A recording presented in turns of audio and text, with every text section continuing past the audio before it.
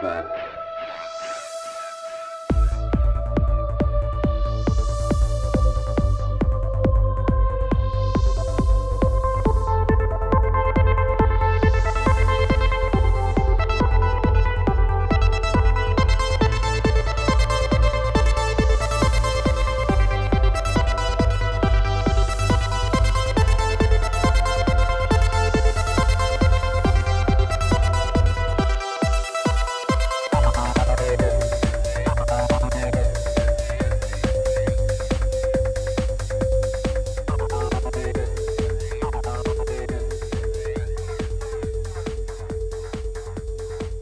What's up? Another episode of Ripple Effect Podcast. I'm your host, Rica, the friends also known as Ricky Brands, and a great episode for you today. You're going to learn a lot about diet, nutrition, health from my guest, Dr. Frank Aieta. This is one of those shows you might have to listen to multiple times. Dr. Aieta gives us so much information that could benefit so many of the listeners. We talk about so many different health issues. We talk about diet, nutrition, plant medicines, all that type of stuff. So I'm sure you're going to hear us discuss maybe one of the health issues you're having and possible solutions and ways to figure out what's causing it. These shows are super important to me because of that reason specifically. This information can be utilized immediately. It can help you. It can help your quality of life. It can help your health. So I know you guys are really going to enjoy this conversation. With that said, let's get some of the business out of the way. I do this value for value thing. If you get some value out of this podcast, this episode specifically, or any episode I do, attempt to give some value back. And it doesn't necessarily mean financially, but I'm going to go over the ways financially you can support the show. I have a merch store, Ripple Effect Podcast, merch.com, and all these things will be in the show description. Ripple Effect Podcast, merch.com is where you can get tank tops, hoodies, t-shirts, mugs, all that type of stuff, and all that money goes to supporting the show. I also have a Patreon page. If you want to support me on Patreon, you can. I know they've been kind of harassing people in the alternative media community, but as long as I can keep using that platform, I will. And if you do support me on Patreon, once a month I do a Patreon podcast with my Patreon supporters. We hang out, we talk, we chat, and then I release that Patreon podcast as a Ripple Effect Podcast episode. So that's another way of supporting the show. I'm also on Rockfin.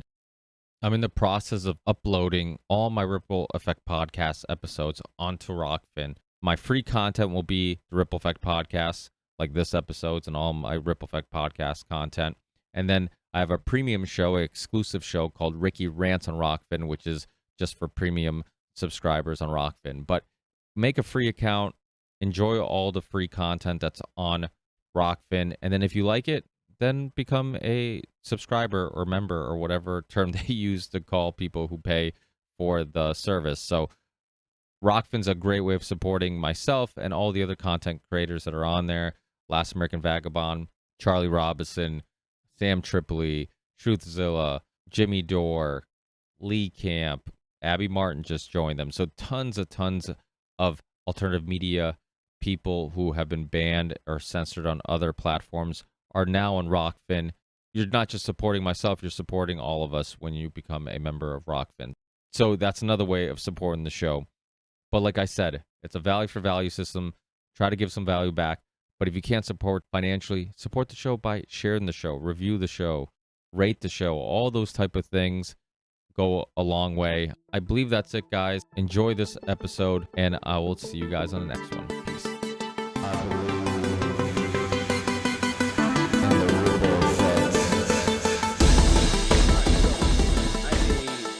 Board certified and licensed naturopathic physician. I have a private practice in West Hartford, Connecticut, going into my 20th year of practice. So we'll talk a little bit about what the compare and contrast between naturopathic medicine and conventional medicine. I think that's the best way to kind of break it down. And then we'll kind of get into, what I see in my practice on a daily basis and what type of therapies I use to get success with my patients. So as a naturopathic physician, we're focused on mostly more individualized medicine. That's what the name of my book is, Taking Back Your Health Through Individualized Wellness-Based Medicine, opposed to one-size-fits-all disease-based care, which is typically what the conventional medical model is modeled after. So my training started, I went to the University of Bridgeport here in Connecticut, College of Naturopathic Medicine. And essentially what it is the first 2 years are just like any other medical school. You do your hard sciences, and then after that, you get into the physical clinical diagnosis, and we branch off a little bit into our therapeutics, opposed to learning all about drugs and surgeries and things like that. We learn about anything that falls under kind of that alternative medicine umbrella. So acupuncture, botanical medicine, homeopathy, physical medicine. Um, so, we get into how to treat using nutrients and diet and lifestyle. So it's kind of, this should be the first line of treatment for anyone that's experiencing any type of ailment. And then down the road, if we can't fix it with this type of medicine, then we kind of pull out the big guns. That's how I look at it. But typically it's the opposite occurs. I see patients daily in my practice that have been to countless specialists, primary care doctors, and they're just given typically a palliative or band-aid type of approach to a lot of their ailments. Because, what I see in my practice and what most conventional doctors will see, in their practice on a daily basis, yes, they'll see, the common cold and flu and things like that, more, acute stuff. But most of the patients that I see in my practice present with clinical signs and symptoms that are more functional in nature, meaning they go to their doctor, they complain of, let's say, migraine headaches or irritable bowel syndrome or things like that. And the doctor just kind of works them up for any overt pathology, just like I would. So if someone comes in with migraine headaches, we want to determine, okay, does this person have a brain tumor?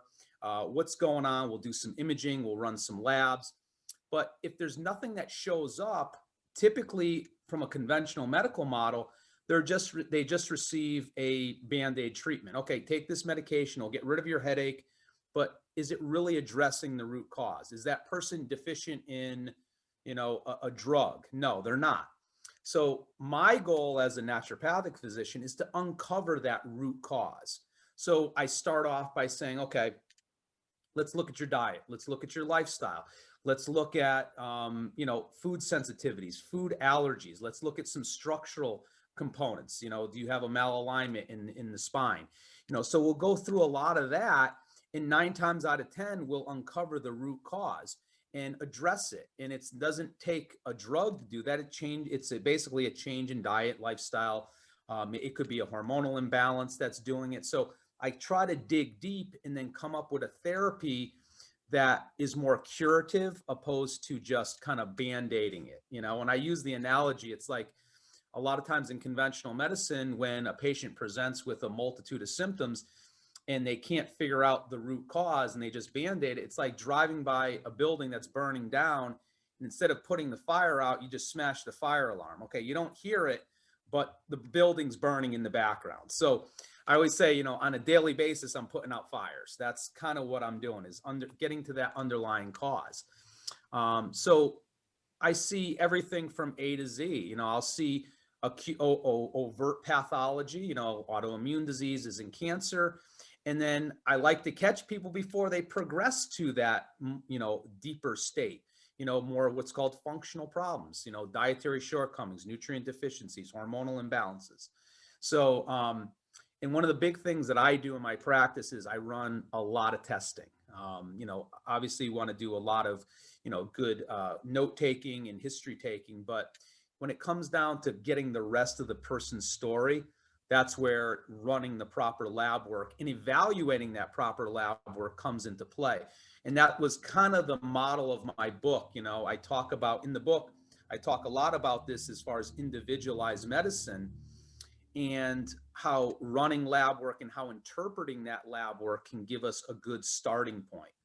One of the big problems that I see is that with conventional doctors, they'll run blood work, and they're just looking at the reference range and, okay, is it in the range or out of the range? And they don't even pay attention a lot of times to where it is along that spectrum of the reference range. And I say, the reference ranges are pretty large, and they're based on the population as a whole. We'll give a good example. Let's give a nutrient like B12, for example. The reference range for B12 starts at 200, it ends at 1100. Okay, it's pretty broad reference range. And a lot of people don't understand where that reference range comes from. Well, it comes from the lab will take the last, let's say, 1,000 patients within a certain age demographic and say, okay, what's the average B12 that we're getting on these patients? Let's call it 600. We'll go 2 standard deviations to the right, 2 to the left. We make a bell-shaped curve. And if you fall within that reference range, you're considered normal, okay? Or you're considered healthy. Now, my reference ranges are more based upon wellness ranges and based upon research and science. Theirs are based on statistical ranges, okay? And it's like, why would I want to compare my patients to a population of sick people? We just don't want to do that. So my reference range actually starts at around 800, and it can go all the way up to 2000. And so what's interesting is that what I find clinically is that, and this is based on the research, 5 to 10% of patients that with levels of B12 below 400 can experience neuropsychiatric issues, memory loss, fatigue, anxiety, depression, or hematological abnormalities, changes in the size and shape of the red blood cells. So why wouldn't the lab start it at 400? Well, it's not their model. And this holds true for a lot of the testing that we look at out there. And most doctors are not looking at that. They're just looking at the flags that come up from the lab itself. The problem with that is that you miss a lot of stuff. You miss a lot of functional problems that may present. So if a person comes in and says, I'm having memory issues, I'm having depression, I'm having fatigue, well, and then the doctor runs just a standard blood test, and they're lucky if the doctor runs a B12 on them. Okay, let's say their B12 level's at 300. It's within that range. They may overlook that, and they may go directly to, an antidepressant or whatever it may be, and they're jumping over something that costs pennies a day to treat over to something that is just palliative, that's just going to treat a symptom and not necessarily even do it correctly, So that's the first thing that I look at when I look at patients is that, okay, person's presenting with a symptom, is it an overt pathology or is it something functional? So, that's where we start. And in my book, I kind of go through all this. I talk about all the testing that I run on patients, from testing, hormones in men and women to nutrients and so forth, and how to interpret it. It's kind of a do-it-yourself book, it's giving people that power back into their own hands. And, whereas, when you go to your conventional doctor, you're kind of a slave to what the tools that they have in their toolbox, and I always use the analogy. I say, if you have a hammer, if the only tool in your toolbox is a hammer, everything looks like a nail. So, in my toolbox, I have a multitude of different treatments at my disposal. So it's kind of cool. Well, what you do, the reason why it's not more popular, because it's probably less profitable, Oh, right? Because absolutely. you're spending much more time with a patient. Chris Kresher, who's a functional Yep. medicine Oh, yeah, doctor, I'm sure. absolutely. I I don't know know. if you know. Yeah. Yeah, and so Dr. Kresher talks about how he's like, one of the issues is with modern medicine and the way they treat people is like it's like having a rock in your shoe and your foot hurts and you go to the doctor, and instead of the doctor telling you to take off your shoe, he gives you a painkiller for the pain. And it's like that's kind of how they treat people. They treat the symptom. They don't get to the root cause of what's causing the symptom. It's almost like, I hate to bring the gun debate into this, but you get a guy who's on antidepressants or is depressed and actually has these anxiety or whatever psychological issues, and he takes a gun or a bomb or whatever, and he goes and does some harm, and then you ban the weapon instead of trying to figure out, like, okay, what led him down this path to do these things. And it's, we're looking at health completely wrong. I mean, when you look at like yeah, I mean, the people who are giving us health advice usually doesn't know much about health. I mean, that's why I love getting opinions from so many different people who are in the medical field, people who are athletes, people who are nutritionists, people who are, because you can take a little bit from everyone. And I somebody that I'm a huge fan of, and I've been following his work for a long time, Oh, Mark yeah. Sisson, who now Yeah, people know him now better for the Primal Kitchen products and his company.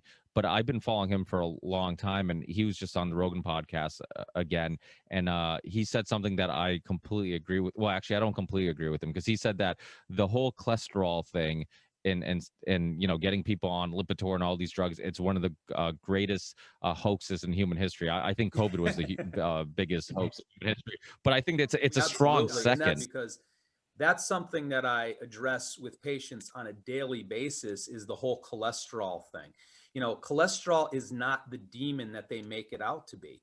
Without cholesterol, we would all die. We need cholesterol for a multitude of different functions in the body. Number one, we can't make hormones without it. Male, female hormones, stress hormones, all derive from cholesterol. Okay. Every cell membrane in our body has cholesterol in that layer. And so, with conventional medicine, they're just looking at a number on a page and then they're giving a drug, and they're not looking at the big picture. Half the people that suffer heart attacks have normal to low cholesterol levels. So if cholesterol was an independent risk factor, which it's not, for cardiovascular disease, why is that? Why is it that half the people that have, that die of heart attacks or suffer heart attacks have normal to low cholesterol levels? That's one of the biggest problems out there. And so that's something that I investigate with a lot of my patients. I'll look a lot deeper. We look at other risk factors: inflammation, oxidized or damaged cholesterol, the size and shape of the cholesterol particle. That takes precedence over the quantity. And so I see it time and time again. Patients, and I explain this to people, then they go to their doctor and the doctor tries to debunk it because they're looking at it from this one-dimensional model. And it's more than that. We're as humans, we're not like, it's not a mechanistic way of thinking. We're not a machine. Okay. It's like we have to look a little bit deeper. And that's one of the hugest flaws with conventional medicine. But you have to realize that's the model. That's a disease-based model. It's not a wellness-based model. So with the whole cholesterol thing has been blown way out of proportion. I see that time and time again in my practice. The statin drugs are another big scam, I'm telling you, because they cause more harm, in my opinion, than good. When you really look at the research out there, the research is really shoddy in terms of using these cholesterol drugs. Some of the studies out there show that there's a 33% reduction in cardiovascular events, but when you look deeper at the studies, you find that those numbers are flawed. They look at what's called relative risk reduction opposed to absolute risk reduction. So a 33% reduction in relative risk reduction in a secondary heart attack or a primary heart attack is actually 1% a lot of times when you look at the data. That means you have to treat 100 patients for however long using these drugs to prevent one heart attack. That's like a margin of error. So in my practice, what I find is that, and then there's a lot of misinformation regarding how to treat cholesterol or cardiovascular disease from a nutritional standpoint. A lot of doctors are still using that old model of the low-fat diet. Got to put you on a low cholesterol, low-fat diet. That is just a recipe for disaster, because when you do that with a patient, they naturally start eating higher amounts of carbohydrates, starches, and sugar to fill that void. And we know that that's the contributing factor to most problems. And that's what I talk about extensively in my book. When I talk about diet, I say, don't even bog yourself down about, the amount of calories and this and that. I say, look at the amount of total carbohydrates that you're consuming on a daily basis, and then kind of go from there. Most people have no clue about how much sugar and carbohydrates they're consuming daily. And we have a limited capacity to utilize all those carbohydrates. And when we take in more than what our body can burn or utilize, the body takes that and converts it actually over to pathogenic forms of cholesterol and triglycerides, which ultimately get stored as body fat. So that's one of the biggest factors that I look at with patients. In fact, at a patient's initial visit, after I go through their whole history and we kind of break everything down, I say, okay, here's your homework for the next 2 weeks while we're waiting to get your blood work back. I'd like you to take 2 days during the week, 1 day on the weekend, and write down everything you're eating. And then after you write down everything that you're eating, I'd like you to go back and clock the amount of carbohydrates, just, okay, so for breakfast, let's say someone eats a bowl of oatmeal, okay? Bowl of oatmeal is 60 grams of carbohydrates. Just write it down. And at the end of that day, at the end of the week, figure out what your total amount is. And then when you come back and we look at your blood work, let's look at the amount of carbs that you're eating and look at what it's doing to your body. And a lot of times people are astonished. They don't even realize how many carbohydrates, 300, 400, 500 grams of carbohydrates on a daily basis. And it's not like they're trained athletes and they're burning it off. They're sitting on their butt most of the day. And they're wondering why they're obese. They're wondering why they have elevated cholesterol and triglycerides and cardiovascular problems. So that's a huge eye opener for a lot of people, is just that little concept. There's one thing that I can have people do. It's just that. Go through your day and clock the amount of carbohydrates. Very simple to do. If you're eating something from a box, a bag, a can, or a jar, just turn it over. It says total carbohydrates. Look at the serving size. Jot it down. Ideally, and so everyone has a unique carbohydrate tolerance, which means everyone's carbohydrate ability to utilize carbohydrates is different. It hinges upon a couple different factors. Obviously, genetics. If someone has a genetic predisposition towards diabetes, they have a family history, guess what? They're not going to be able to utilize those carbohydrates as efficiently as someone else.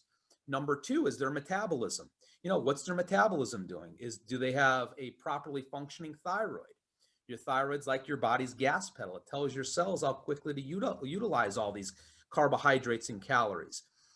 And the last thing is when when you're looking at carbohydrate intake, if the person is more sedentary, they're not burning it. We're not like we're Michael Phelps, where he can consume 5,000 calories a day and then swim in 50-degree water and, expend all of those calories. Most of us, we're lucky if we get 5,000 steps a day, so those are the big things when it comes down to carbohydrates. And so I always say to patients, it's not the fat, it's not the protein, it's the amount of carbs and sugar that you're consuming, because fat and protein have structural value in the body.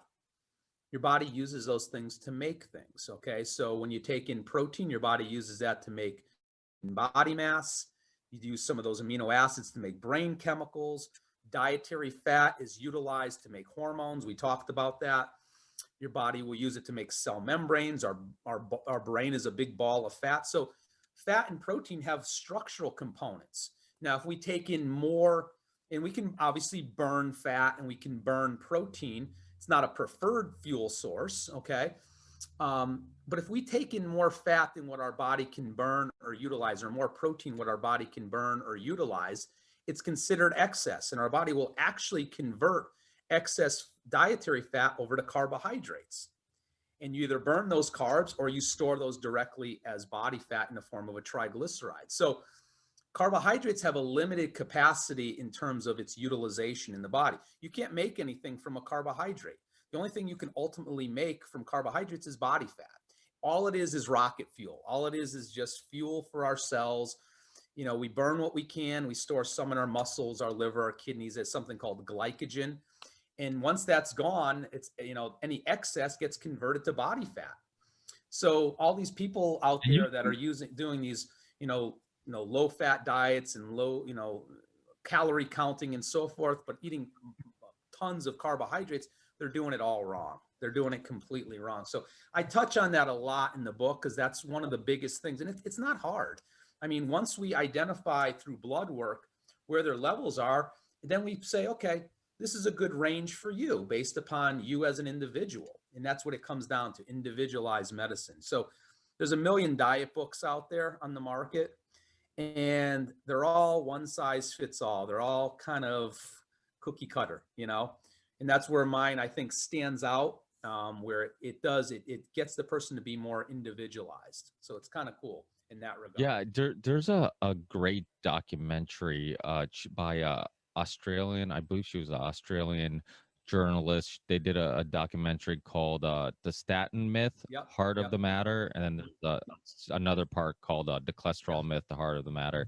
And it really goes into the history of it. I mean, I try to put in perspective to people, like, how much money could be made if you just bring down that that number. You know, you talk about the averages, like what the medical field considers to be the healthy number, right? So it's like if you are a bunch of suit and ties, you know, for big pharma, and you're like, hey, if we just bring down that number a little bit, you know, so we can start asking people like, hey, would you want to take this Lipitor or this drug or that drug because you know, you're close to that threshold. If you just change that threshold just slightly, you know, the profit Oh, it goes that could up be made dramatically. is You're ridiculous. exactly right. Yeah.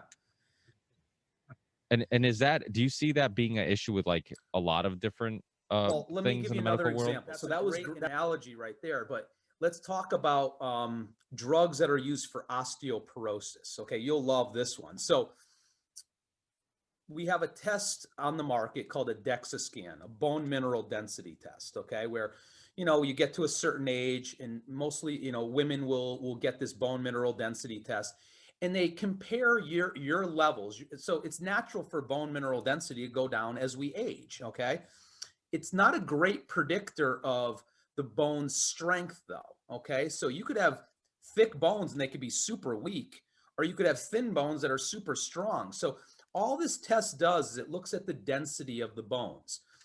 And the problem is with the test is that they're comparing women, let's say in their 50s, 60s, 70s, to a reference range of women that are like 18 or 19 years old. So of course they're set up to fail. So we see that, and then they come up with this term called osteopenia, okay, which is kind of like this.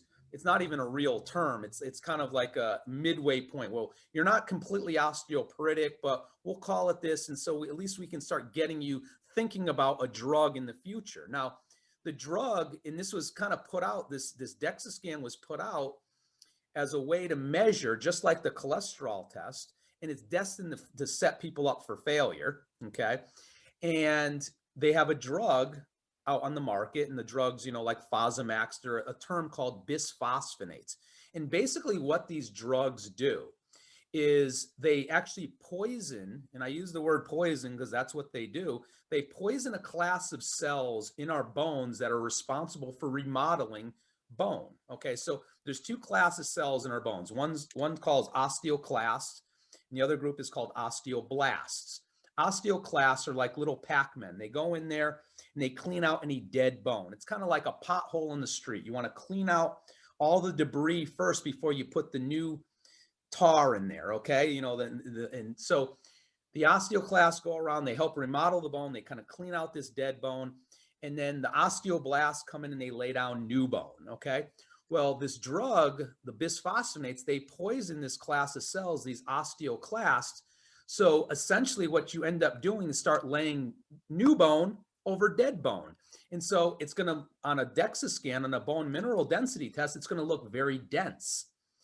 But that doesn't necessarily mean that it's strong. Okay, in fact, a lot of times the bone can end up being weaker. Now, these drugs, what's interesting about them, they should only be used for 5 years, no longer, because after 5 years, they find that the bones get weaker. Okay, so I think this is another type of scam, that we're looking at. And, instead of looking at, okay, well, what comprises a bone? And most people think, okay, well, it's just calcium. No, there's much more to a bone than just calcium. There's a lot of other minerals involved, boron and magnesium and so forth. We have to look at the big picture. Also, we have to look at the hormonal aspect to it. We have to look at the other accessory nutrients like vitamins, like vitamin D and vitamin K. I say that, I tell patients all the time, I say, look at this bookshelf. I point to my bookshelf and I say, think of this bookshelf like your bones, okay? All the shelves in there provide the matrix to hold that calcium in place, okay? If you're just taking calcium, it's like just throwing books into that bookshelf with no shelves on it. Everything's going to fall. So we need all these accessory nutrients. We need vitamin K, extremely important. Vitamin K is like the glue that holds the calcium in the bones and prevents it from getting leached out and going to other areas of the body. Now, if you're taking a boatload of calcium without all these accessory nutrients, this is where we see problems. We see women developing calcifications in certain areas of the body, developing maybe kidney stones or arthritis where there's calcification on the outside of the joint. So most doctors are not talking about this stuff. They're saying, okay, well, you're osteopenic. Let's put you on 1,200 milligrams of calcium and just go to any store and buy some calcium. Well, not all calcium's created equal. There's good forms of calcium. There's really garbage forms. And that's one of the biggest things is that, our bodies are comprised of nutrients and so forth. And most doctors are not talking about it. And if they are, they're just randomly saying, okay, go pick this up, go get this, giving very little guidance. And that's one of the things that I do in my practice on a daily basis is that not only am I looking for these deficiencies, but I'm providing patients with the proper forms of the nutrients so that they can achieve an optimal result. If you give garbage, that's the result that you're going to get. So I always use this story. I had a woman come to see me who her primary complaint was loose stools. Okay, she had chronic diarrhea for the past 3 or 4 years. I said, okay, well, let's go through. I took her history and she brought in a box of supplements. This woman was like supplement crazy. I said, well, who told you to take all this? Well, my doctor told me to take this and someone told me to take this and I read about this and I went to the store and they told me to get this. So I said, okay, well, let's look through your bag of goodies here. So I pull out all these things and I pull out a bottle of magnesium. And I look at the bottle. I said, I'm pretty sure this is the cause of your loose stools. And she's like, how could that be? I've been taking that for years. I said, yeah, and you've been having loose stools for years. I go, this is the worst form of magnesium that you can possibly take. It's called magnesium oxide. If you're constipated, it's a fantastic product. It works like a laxative. I said, more than likely, this is probably causing your problems. I'm going to say, let's stop all these supplements. I don't even know if you need half of them because no one's evaluated you appropriately. And I'll see you in a couple weeks and we'll go over your lab work at that time. Woman comes back after 2 weeks. You were right. My loose stools went away 100%. I wish I knew that 3 years ago. And it was her doctor that actually told her to get on it, So that's the value of, seeing a physician that is well-versed in nutritional medicine and able to, run, willing and to run the blood work to evaluate these things, but also is going to give you the proper advice on what to take. And we don't see that. We're not seeing that. It's like, yeah, go to any store and pick it up. So not all products are created equal, unfortunately. And that's one of the problems in the whole supplement industry is that there's not enough, and I don't want, big government controlling it either, but there are standards. There needs to be better standards. And I think that, physicians like myself, we utilize the best quality because we're seeing patients, with cancer, autoimmune diseases. We don't want to make them worse. They have, issues and we want to get them better. And if our therapies are garbage, that's what's going to end up turning out. Is there any supplements that any supplement companies you like or you would recommend for people listening who might have, because it's a question I get a lot of people are like, oh, what do you use? Or like, I have kids, Yeah. I want my kids to be healthy and maybe get some extra vitamins in their diet. Which ones would you recommend? There's a lot of products out in the market, and there's a lot of professional brands that are out there that are actually only sold through physicians. What I do in my practice is a little different. So I actually source and produce a lot of my own products. I myself, along with a colleague, we design our own formulas. We source the material, raw material. We independently lab test it for potency and purity to make sure there's no garbage in it, because that's one of the biggest problems. I mean, there could be a company out there that spends tons of money on marketing. They have a beautiful product. The label is excellent. They have a spokesperson, but what's in the product may be garbage. So we don't really know. So I've taken it upon myself over the past, 20 years to evolve and build a product line. And so, I always say to patients, there's a lot out there, but I tell patients, check out my website. I have a whole line of products up there from A to Z, and I stand by everything that I use. I stand by everything because I use it with every single one of my patients. And a lot of the products, the specialty products, I formulate myself. So one of the things is that when you're looking for products, you want to be able to, if it has GMP standards, good manufacturing standards, it's checked for potency and purity. There's not a lot of fillers and binders in there. So it's hard for me to say one particular product line because I don't really use a lot of the product lines out there because I didn't find that I found that they were inferior. Some of the products were good, but then some of them were garbage because a lot of times what these companies will do is that, they dump tons of money into the marketing, but then they skimp on the product itself. So they'll throw a lot of low dose of a million different things into one product and say, okay, this is a great product. But you look at it and it's like the ingredients are not at even a therapeutic level to get someone better. It has 20 different things, but I would rather have a product with two things at a therapeutic level that's going to get someone better. Do you sell products for I do. children by any I do. chance? I have a wide array of products for both, adults and children's because I have adults that don't want to swallow pills. So I have products that are in liquid form. I manufacture products that are in even a gummy form, a chewable. So yeah, it's powders that you mix in with water or juice or whatever you want to do.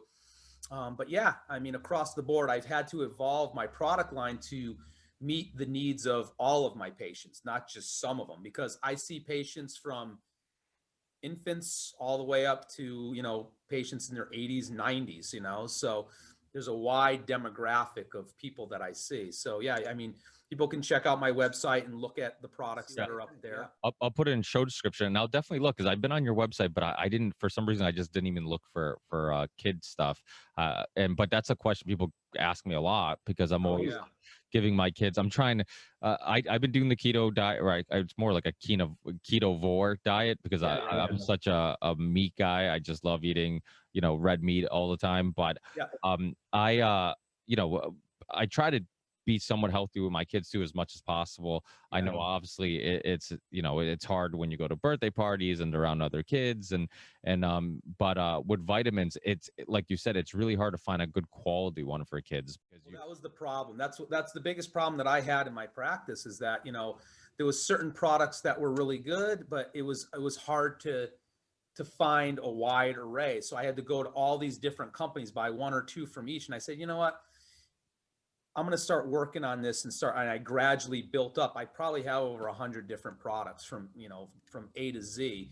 And some of them are more specialty things that I use for specific conditions. And then there's some, just basic ones like a basic multivitamin, basic fish oil, probiotics, vitamin D supplements and so forth. So yeah, there's a wide array that people can choose from. Yeah, because that's the thing about labels. They can be deceiving if you don't know. Oh, very deceiving. Yeah. Like I was saying, I do the whole keto thing, and people are always like sending me pictures. Friends of mine are like, "Hey, is this keto friendly, or is this good, or is that good?" And I'm like, "Well, it's keto, but it's not healthy." Yeah, exactly. Because just because something says keto, and the thing is, like, there's pros and cons of eating of certain diets or trends kind of blowing up. I mean, the pros are like there's more products to choose from. When I first started doing it, you had to make everything from scratch, and which is probably the best route to go about, anyways. Is make it is. It is. But now you have more things to pick from. But if you don't read the ingredients, you can easily be deceived. Next thing you know, it's there's no sugar, but they're using some high fructose corn syrup or maybe an artificial sweetener. Artificial. A lot of companies will do that, to get away from the carbs and so forth. But I love the keto diet. It's not for everyone.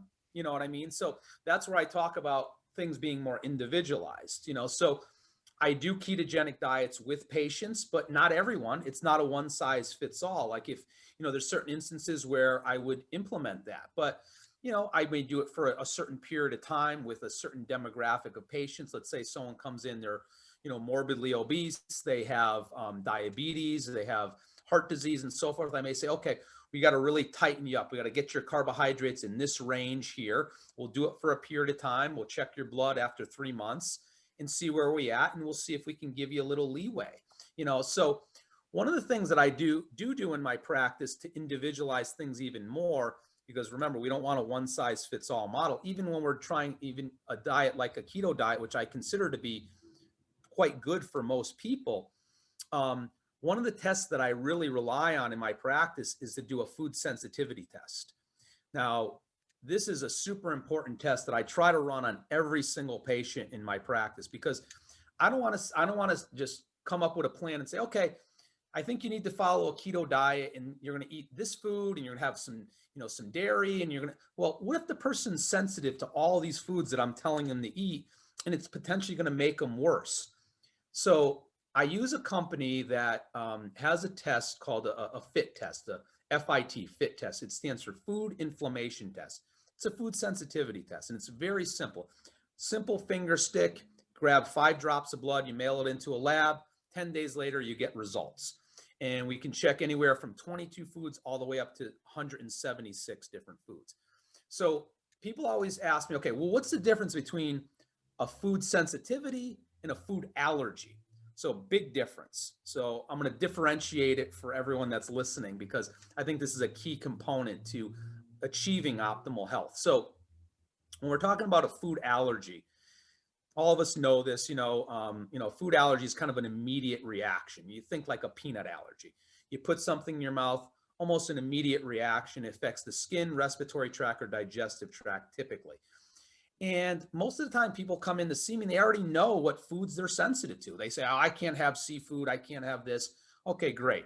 Sometimes we'll get a patient that will come in and say, I got all these hives all over my body. I don't know what's causing it. Okay, let's, and I've tried to figure it out on my own. I'll run an overt food allergy panel. And we come up with the food and we take the person off of it. A food sensitivity is a heck of a lot different. A food sensitivity is more of a delayed or cumulative reaction to a food, meaning you can eat something in the morning, feel perfectly fine. 5-6 hours later, a day later, you can develop symptoms anywhere in your body. You can develop joint pain from the food. You can develop, brain symptoms and so forth. So skin symptoms, digestive symptoms, whatever it may be. So how does this work? Well, we got to talk about the digestive tract. So let's give an example of eggs, for example. So let's say a person eats an omelet for breakfast. They chew it up, it gets broken down, it goes into their stomach, further digestion occurs. So ideally in our digestive tract, we want to break down our foods to the smallest little parts, proteins to amino acids, fats to fatty acids, and carbohydrates down to glucose. And as it's working its way through our digestive tract, this digestive process is happening through enzymes and stomach acid and so forth. And then it will reach a point in the digestive tract where absorption occurs. And when it gets down to that portion of the small intestine, there's a very selective barrier in our digestive tract, okay, which, keeps what's supposed to stay in the digestive tract to, get eliminated. And then some of it gets absorbed into the bloodstream through that barrier. Now, the problem is that barrier can become a little leaky in people, okay? It can become a little more porous, okay? Not like there's big holes or gaps in the digestive tract, but at a microscopic level, certain large proteins can kind of slip through the cracks and get into the bloodstream, and your body sees this protein and says, hey, that's not supposed to be here. That's a foreign invader.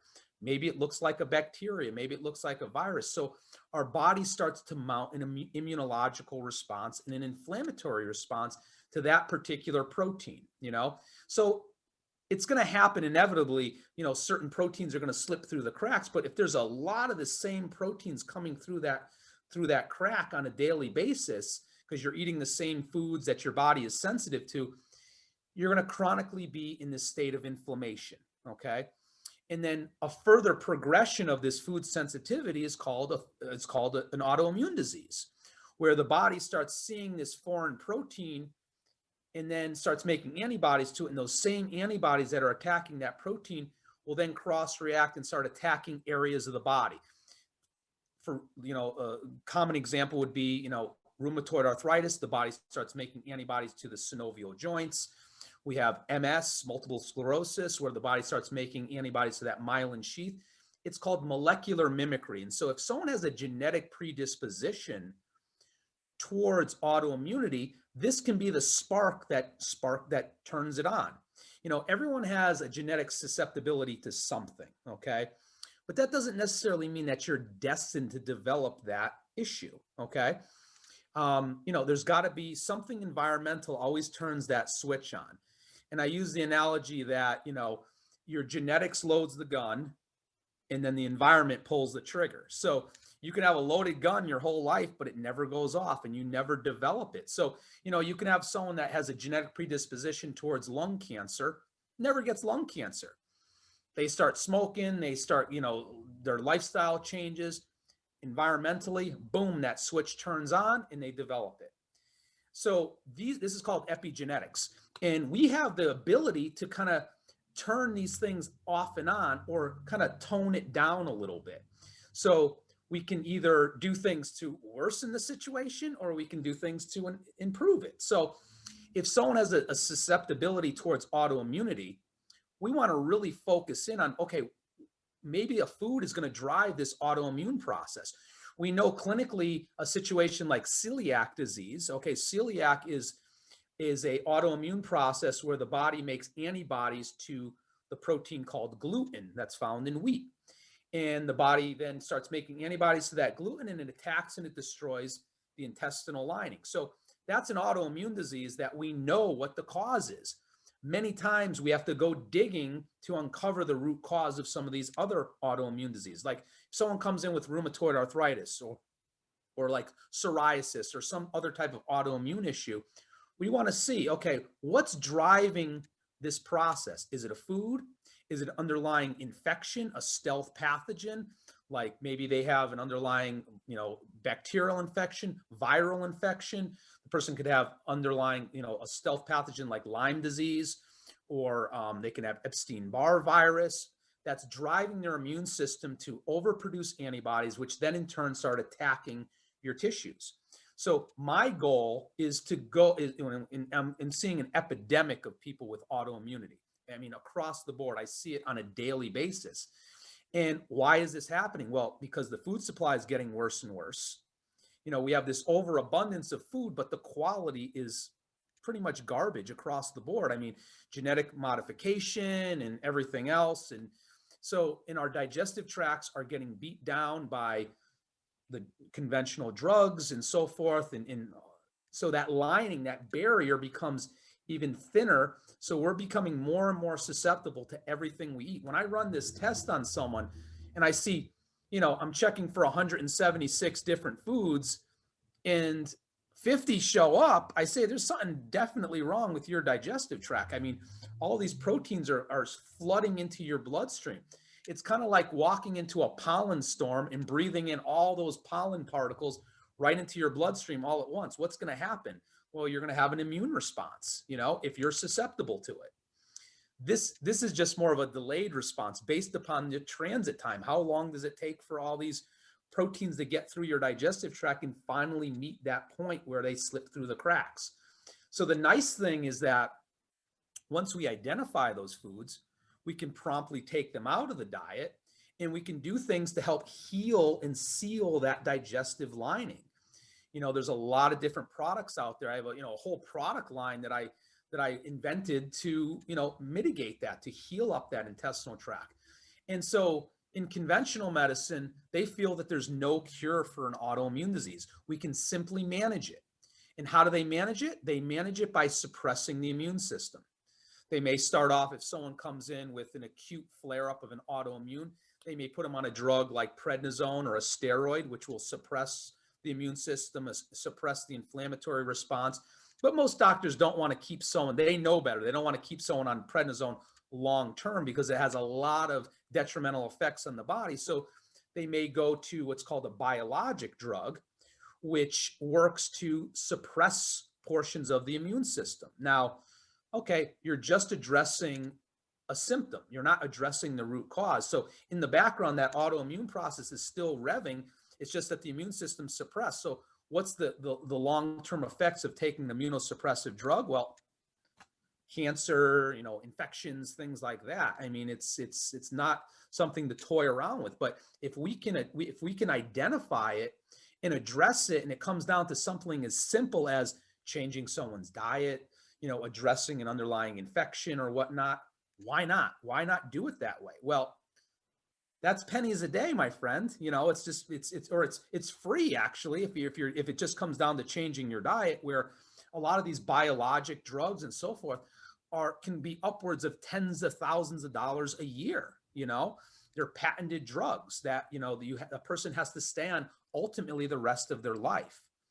And so I see that all the time where a patient may come in and they're already on these medication. I say, okay, we're not going to take you off of them right away, but we're going to strive to see what the underlying cause is and start working on it. And then we may say, okay, well, you get a shot of this biologic every 6 weeks. And we're doing stuff in the background. We're actually doing something to change the environment of the body. Let's see if we can go every 4 weeks. I'm sorry, if we can extend it out to like 8 weeks or 10 weeks or something like that, and then eventually wean the person off of it. I can't tell you how many times I've done this in my practice clinically over the years. And it just comes down to just listening to the patient, running the proper lab work, and implementing the proper plan. I mean, that's really what it comes down to. Taking the time. The big problem with conventional medicine is that they don't have the time to spend. With managed care, they have, at most 7 minutes with a patient, bing, bing, bing. Okay, you have this symptom. Okay, let me treat the symptom and get you out of here. And it's not always, that's how doctors are trained. Conventional doctors are trained. You have a symptom, here's the cookbook, here's the protocol, one size fits all, get out of here.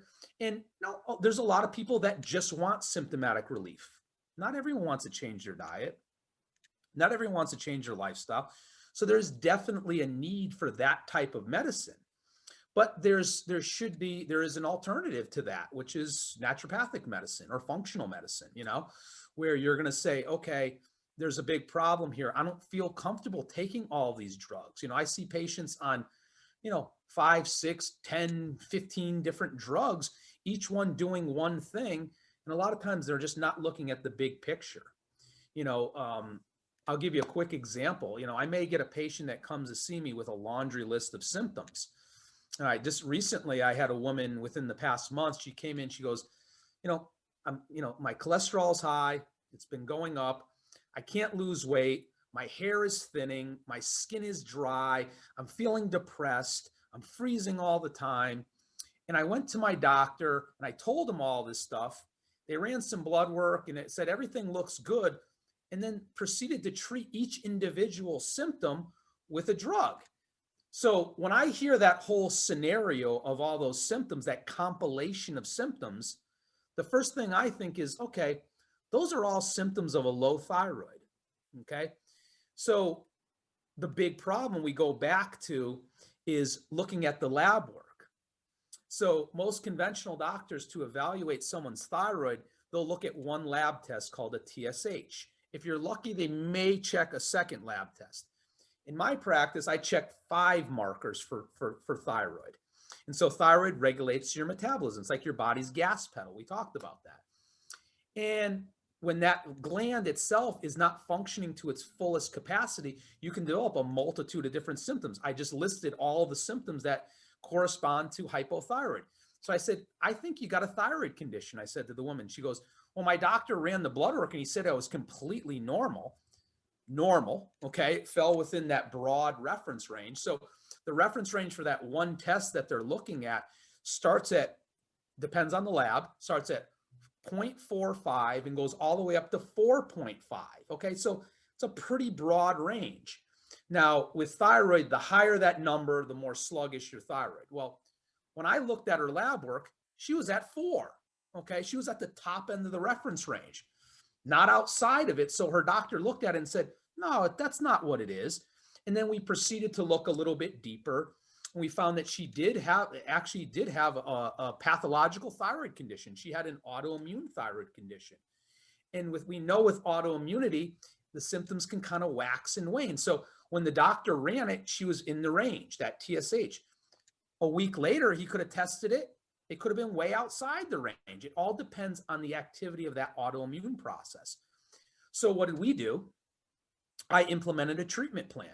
The first thing I said, we got to work on the autoimmune aspect, right? We got to make sure your body's not attacking and destroying your thyroid anymore. So we looked at, her digestive tract. We went through everything. And then we proceeded to, look at her nutritional status and so forth. So between the dietary components and healing up her digestive tract And we also found some stealth pathogens in her body. This woman actually had a reactivated virus in her system called Epstein-Barr virus. We all know it as mononucleosis when we're younger, teenage years. A lot of us develop mono and then it goes away. Well, it never really goes away. That virus stays lodged in your system, just like any human herpes virus. And when your system gets run down, it can come to the forefront. If you have a tendency towards autoimmunity, your body starts making antibodies, and those to that virus, and the same antibodies can attack anything in the body. In her case, it was the thyroid gland. So what did we do? We implemented an natural antiviral protocol with her to knock down that load. And then when I ran a lot of time, and all her symptoms started to go away. Her body temperature got warmer. Her digestion improved. She started losing weight. And I didn't even have to do any replacement of thyroid with her. All I did was address the root cause, the autoimmune process. She had a multitude of different nutrient deficiencies as well. In order for your body to produce thyroid hormone, you need nutrients. One in particular is iodine. To make thyroid hormone, you need a protein, you need an iodine molecule. She was massively deficient in iodine and a multitude of other nutrients as well. So that's just a case kind of comparing and contrasting, conventional versus the natural approach. Yeah, she could have been fine. She could have just went the rest of her life taking 20 different medications to treat each individual symptom. The doctor actually gave her minoxidil for her thinning hair too. It's like, no, you have a thyroid condition, and so hair started thickening up. Everything started normalizing once we addressed the root cause. So you think about healthcare costs, you look at the whole thing. This woman was on, 5 or 6 different medications. All she needed to do was, change her diet. We treated an underlying viral infection for a month, maybe 2 months. We addressed some nutrients, pennies a day.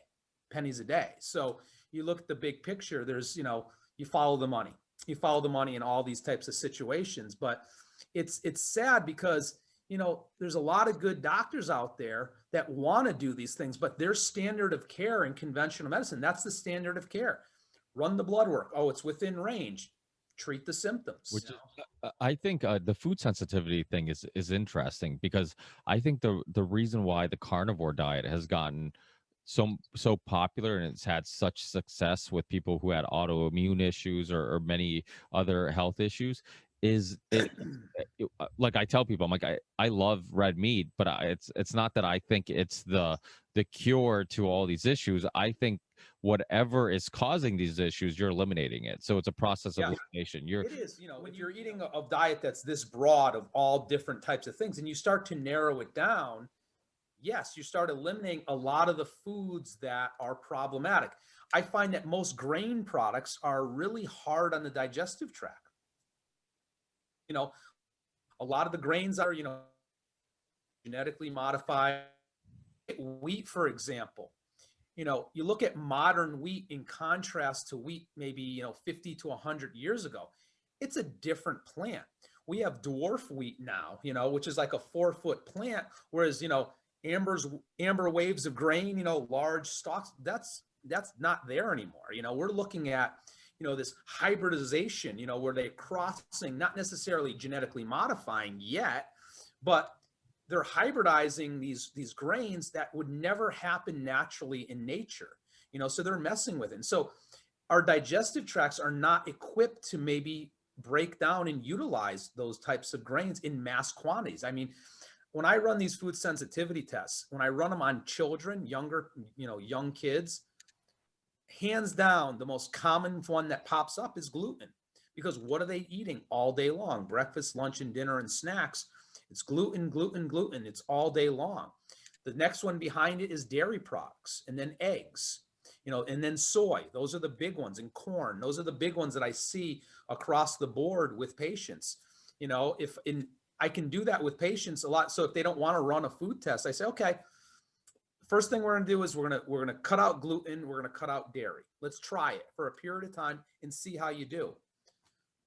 Most people will come back with, an improvement or even a resolution of all their symptoms, just with those simple changes, or they're going to change from one type of grain to another that's not as allergenic or problematic. We look at maybe have them try some ancient grains, but grains in general are really super high in carbs. We get back to that whole carb thing, which is Just another way too detriment to your much. digestive tract. Yeah, and that's the thing about the keto diet is you're seeing a lot of people personally inflammation is huge. Like I had such bad joint pain growing up from like from squatting, from playing Yep. basketball. I was always super active, and I still am. And I think one of the reasons I continue to be even in my mid 30s is that I my diet has changed. And when I have a cheat day or reward day or whatever I want to call it, Yeah. it's I feel it the next day. Like all, Oh, you know, yeah. my knees will hurt a little bit, these, just different pains that I haven't had in a while will come back. And it's all inflammation from what you're eating. And like you were saying, you look at like the work of Gary Taubes and a great Yeah. documentary called Sugar Coated, and you look at how the food industry really just pushed sugar on us and how there is no like daily value. So No. you look at like nutritional facts, they would have a daily value of everything except like sugar. It's like, don't even worry about sugar, ignore it. It's Yeah. it's just an empty calorie. And I think a lot of people like to simplify this idea of like, a friend of mine who's big in diet nutrition, we always get in this like little debate about, he's like, oh, if you want to it's just calories in, calories out. If you burn No, it's more not. yeah, because it's and this kind of goes back to what we are saying, it's the quality of things. All What about type the of quality. Yep. Yeah, and so it's like if you're taking in just calories, yeah, maybe you might be burning it, and that when you're younger and you're active, you can get away with a little bit of that because Yeah. you're Oh, absolutely. yeah. But once you get older, you're really going to see the negative effects on your body and the joint pain and all these other things. And like I always say on the show, you don't go from like healthy to sick overnight. It's No, a it's a little bit. gradual Yeah, progression. it's a gradual thing. My wife, she used to work at a bank, and she would talk about like, oh, this customer that comes in all the time, he just dropped dead out of nowhere. And I'm always like, well, I'm like, I don't know his medical history, but I'm pretty sure in most cases it wasn't out of nowhere. They might seem healthy, but just by looking at them or talking to them. But what are they doing in regards to like diet, exercise, lifestyle? Are they doing a job? My family has like a little family construction company. We don't do a whole lot of blacktop work, but anytime we do, and if we do an all day job where we're constantly around blacktop, just smelling those fumes, I mean, you have a headache. Yeah. And you're like, those poor guys who have to do this every single day, and your brain will actually turn it off because Yeah. like eventually you don't even smell it anymore. I remember my wife's father, my father-in-law, he delivers to fuel to gas stations. I remember like one of the first times we saw him working, we pulled over and we're like, hey, what's going on? And I'm like, damn, I'm like, you smell this every day? He's like, I haven't smelled that scent in 20 years. It's like, I'm like, Yeah. and so if you have some health issues later, right? I mean, one thing that a typical doctor is never gonna put factor in are like things like that, environmental things, No, so you're food, right. environmental things. I mean, there's all these aspects that could be causing some negative reaction and having some health issues. But like you said, you go to a doctor, it's like, oh, what's your symptom? Okay, here's a pill that fixes that, and I mean, I don't like to, bash conventional medicine because there's definitely a need for it across the board. I mean, if someone gets hit by a car, I mean, listen, you go to the hospital, if you you get hit get by a that car, care, that it's acute a care, corona then you can death. come see me later. What's that? If you get hit by a car today, it's a corona death. It's Yeah, well, that's true too. Yeah. So that's the big problem is that, but and there's people out there that need conventional drugs. Like, so I'll give you another example. Let's say a patient comes to see me, they're wildly overweight, they're eating terrible, and they're on a polypharmacy. Let's say they're on, 2 or 3 different blood pressure medications. When they come in my office, I'm not going to say, okay, get off of those because those are bad for you. I'm going to say, all right, we're going to keep you on everything, and we're going to gradually do all the lifestyle stuff in the background. And, that drug is probably keeping the person alive. So, and then we're going to, over time, we're going to scale back, and we'll get it to the best that we can. And maybe we'll use a combination of, okay, you'll stay on one drug instead of 3 drugs, and then we'll introduce, this supplement or this herb or whatnot. And I do that across the board. I tell patients, listen, it's just as good as you want to feel. It's just as much as you want to put into it. If you do 100% of what I tell you, you're going to feel pretty damn good. You do 50%, it's better than zero. So you have to look at it from that perspective, because not everyone's going to do everything. Not everyone's motivated. You know, you get older people that are kind of stuck in their ways and they've been doing the same thing for 20, 30, 40, 50 years. And so, you know, you're not going to change all these things, but if they can change a few things, you know, if they can be cognizant of the amount of, let's say, sugar and carbs that they consume in their diet. You know, I had a woman just recently, you know, I gave her the little exercise. I said, you know, go home, count your carbs, come back in 2 weeks. She comes back, she goes, I'm eating 500 grams of carbohydrates a day. I said, oh my God. Okay, well, I'm not going to put you on a ketogenic diet because you'll probably pass out from the sugar withdrawals. I said, why don't we do this? Why don't we bring you down to like 200? Could we do that? Oh yeah, we can. So she does that for a period of time. She makes that transition, gets acquainted, you know, just doing that exercise and just showing people how much sugar and carbs are in food, and she came back. She goes, I'm an expert now. She goes, I know how many carbs are in everything and I'm making good choices. So over time, we gradually tapered her down and the weight came off of her health improved. So we don't have to go, full bore, go from 500 down to 50. We could take our time where, it took this woman years and years to get to this particular point in her life. It's going to take some time to get her back. And there is a thing called a keto flu where people struggle to go from. I see that quite often. It's like where they jump in too deep, they go from, like if this woman went down to a ketogenic range of carbohydrates, hands down, she developed a keto flu, 100%. So I wouldn't do that, and maybe she doesn't need to go full keto. Maybe she just needs to get her carbs, let's say her total carbs below 100 per day, and kind of break it down amongst her 3 meals.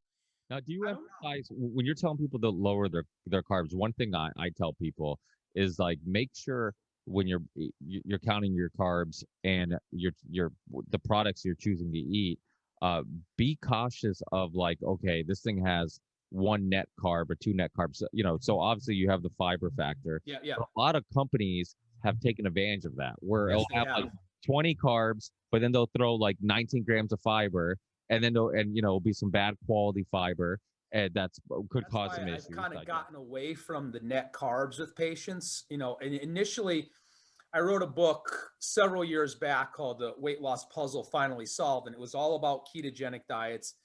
And I got really in depth with it, and I was doing net carbs, but it was just a lot. It was a lot of work, and people had a hard time adhering to it. So in my new book, I kind of transitioned over. I said, keep it simple, look at the total carbs, and I have 3 different ranges for those carbs, 50 or below, between 50 and 75 total carbs.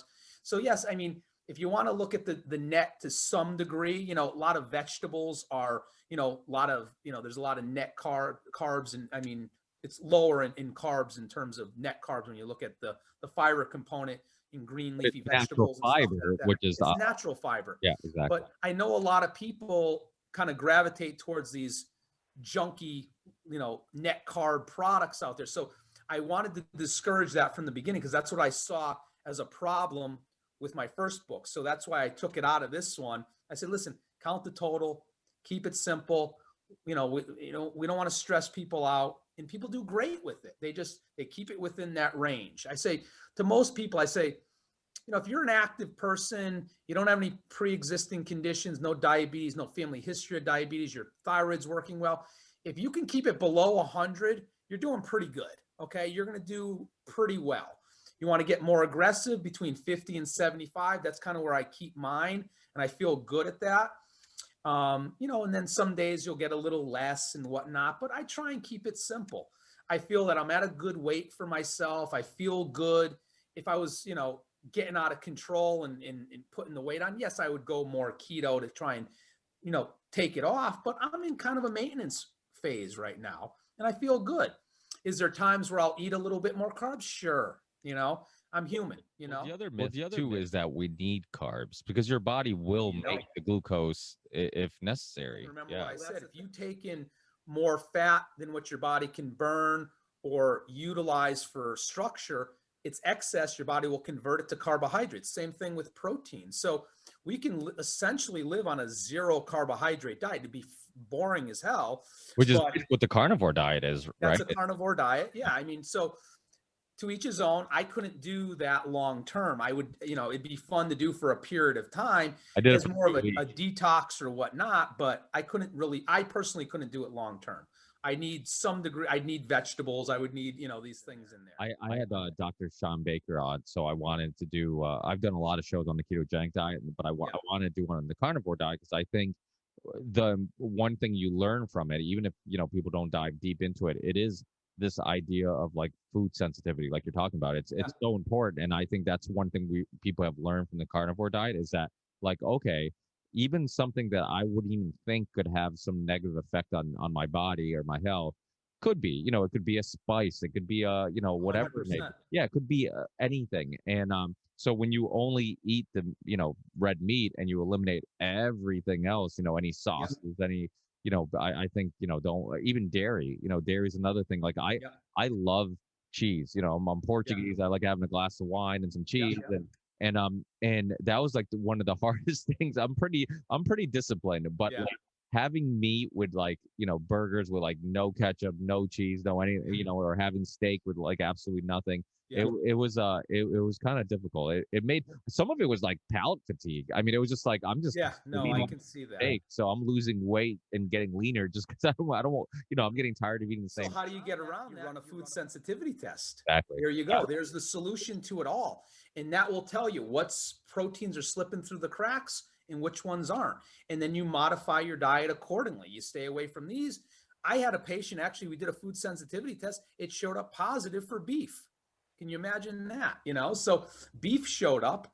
And so this person had an autoimmune issue, ulcerative colitis, was eating lots of red meat, and it was killing them. And it showed up top of the list. I said, you got to get off this for a period of time. Let's do some gut healing, and then we'll kind of add it back in and see how you do. As your gut heals, then you can tolerate much more things. So what I've learned over the years doing this and running these tests is that I feel that you need to constantly rotate your diet. So I wouldn't say to someone, I want you to do a carnivore diet forever, because ultimately over time, there's a potential that that person can develop a sensitivity to the proteins found in meat. I mean, it's not guaranteed, but there's no guarantee that it won't happen. I've seen it with patients where you take them off one thing, and then instead of doing that one food that they were really sensitive to, then they start pounding all this other food, and they develop a sensitivity to that. So I'll give you a quick story about my son. So he's 7 years old now. When he was like 1.5, he started to develop this eczema behind both ears. And we figured, okay, young kid, we're introducing foods and so forth. It's just, normal reaction and so forth. I'm prone more to food sensitivities. My wife is too, and food allergies and whatnot. So it started to get really bad. Okay. So I said, okay, we got to run a food test. So I pricked his little finger. We sent the test out, and it showed up. Egg whites showed up.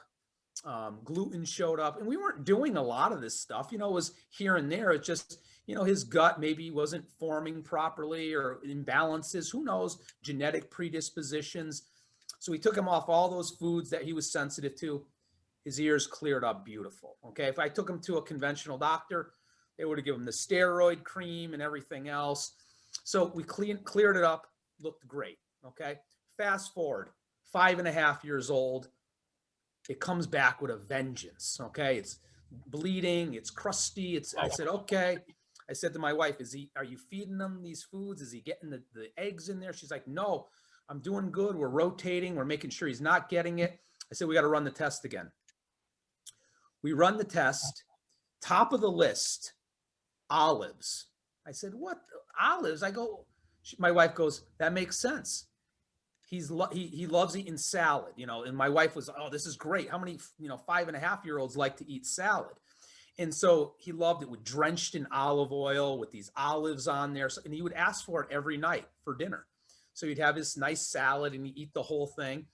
The olive, the something in the olives, or the olive oil, some component was slipping through the cracks, inducing an immunological response and causing this, eczema to come out. The egg whites were low on the list, okay, because his gut was, his body was desensitized to it. So at this point, I said, okay, I'm going to change it up. You got to rotate. You can't be doing something, the same thing every day. So now, my wife has, in the back of the cupboard, she has 7 different breakfast ideas, so she'll rotate through. His ears look perfect. We did some stuff, got him on some supplements to start healing the gut.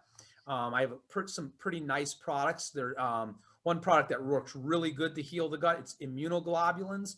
So you take it before a meal, and these immunoglobulins, they'll kind of flood your digestive tract, and any undigested proteins in there, any bacterial toxins, bacteria, it binds to them, makes a complex that's large, and it can't fit through the cracks. So it naturally, the gut starts to heal. Pretty cool, So we'll do things like that. I'll use glutamine, which is great to heal the gut, different vitamins and minerals. And so I did it with him. He's at the point, 5.5. I said, okay, let's run some conventional blood work on this guy now and see what's going on. So we checked all his nutritional status. We got him on some omega-3s. He's doing beautiful, but this could have went really bad. Okay. If we took him to a conventional doctor or an allergist or whatever, they wouldn't have tested the food sensitivities, because most conventional doctors don't believe in it. They consider it experimental. They wouldn't even do. They think so. Doctors, a conventional doctor, thinks that food sensitivity test is experimental. It's considered experimental, yes, an IgG or delayed, because it's not mainstream. They will not run it. If you go to a conventional. If you go to a doctor, I mean, they understand how people can have allergies due to food. Yeah. So how is as much? They look for immediate allergies, an IgE related allergy, like we talked about, skin, respiratory tract, digestive tract. But when it comes to a food sensitivity, it's still a controversial issue with conventional medicine. They do not look at it. And I've been running this test for about a decade now. And I tell you, every patient that I run this test on and we take the food and we change it, there is some clinical improvement, if not a resolution of all of their problems. I got a friend that I got to send to you, because we have one of our buddies, Robbie. He's Lebanese. He owns a convenience store, and he has zero discipline, and he eats everything at the convenience store he feels like eating, and so he's always snacking. And we'll go out to eat with a bunch of us. Actually, one of our spots we go to a lot is West Hartford, where you live, because we go to Barcelona. We go to that whole spot. Tons of great restaurants down there, and we'll go out to eat. And like sometimes he'll just like not be able to eat. Sometimes he just rushes to the bathroom. Sometimes he'll halfway through the meal he'll have some gut issues or stomach issues. And he keeps going to his doctor, and it just like runs test after test for years now. It's like test, and he's on this drug, and then he's on that drug, and I'm like, Robbie, they're not going to fix the problem. Because they're looking for, and listen, don't get it wrong, but they got to look for overt pathology. They got to look for an autoimmune, what's going on in the gut. Maybe they do a colonoscopy. Okay, once you rule that out and there's no overt pathology, now you got to say, okay, this is a functional problem. We'll call it, they'll use a garbage can diagnosis like irritable bowel syndrome, okay, which is that's all it is, a garbage can diagnosis. It's a diagnosis of exclusion. It's not this, we'll just call it this. So a lot of times in conventional medicine, they use these syndromes, so we have, chronic fatigue syndrome. Well, okay, what's causing it? That's what we need to get to the root cause of. And so your buddy here, he more than likely has, a leaky gut. He probably has bacterial overgrowth in his digestive tract, and he's eating foods that are just wreaking havoc on his gut. He's the perfect person to run a food sensitivity test on. And he's the perfect person to do a gut healing protocol, where you Now, kind of clean out bacteria, replenish, and put good guys back in. I've been telling them for like probiotics, prebiotics. I've been harping on that for a long time, and now you're starting to see a lot more popularity Oh in yeah. gut health. But once again, that's only one piece of the puzzle. Yes, yeah, You yeah. know what I'm saying? That's like, okay, if you do one thing, if you do that, you may see a little improvement, but if he's still eating garbage, if his gut is still not healing up, if he's got bacteria and it's still not gonna, it's gotta be a whole model. You have to look at the big picture. And that's one of the things that, when I don't know what to do with the person, the first thing I do is go after their gut.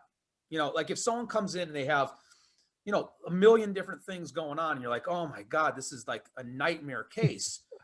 I don't get stressed out. I say, okay, what we're going to do, we're going to keep it simple. We're going to figure out what foods are throwing you off. Let's run some blood work on you.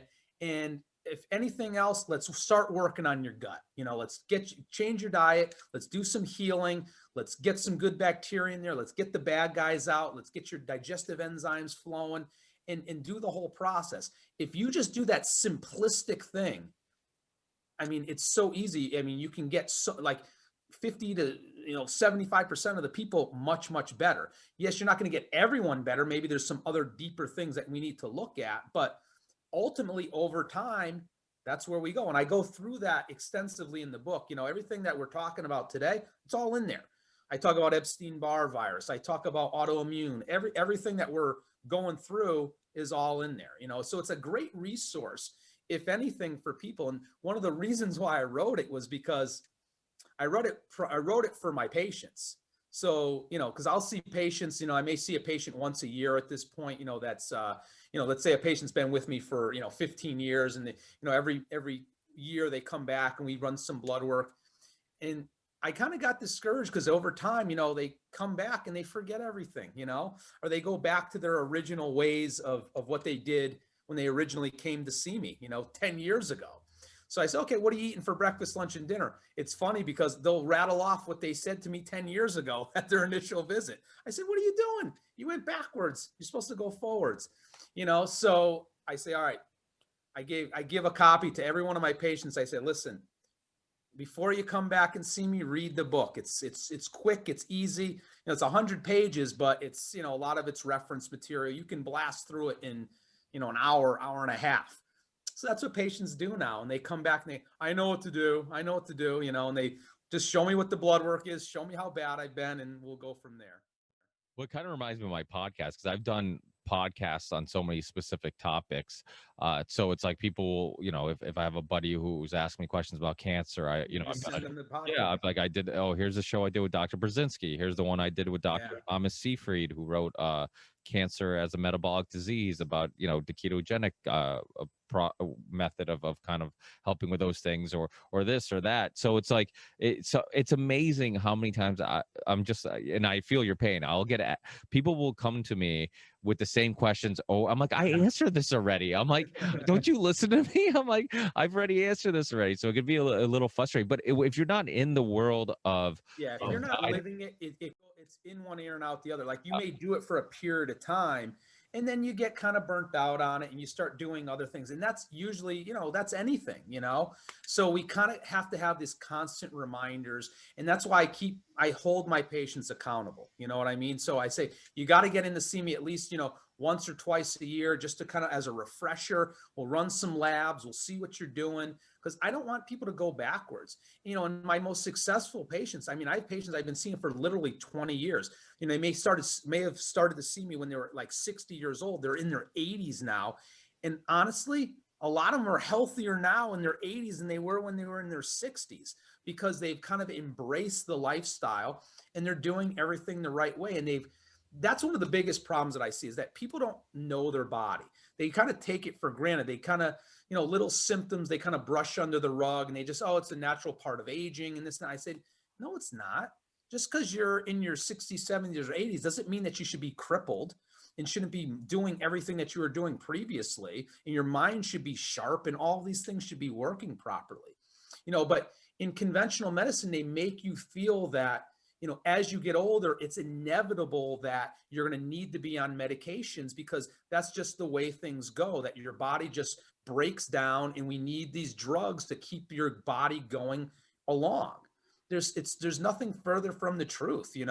My grandmother is in her mid 90s, and she doesn't take any drugs. She doesn't take anything. She never really even goes to the doctor. She just manages it with just, lifestyle and so forth. And, now she's getting to the point where she needs a couple little things here and there, but I treat her, I treat her thyroid, I treat her nutrient levels and so forth. And she's doing fantastic, for, 95 years old. So that's just a testament. There's, patients out there that, and like I said, just as good as you want to feel.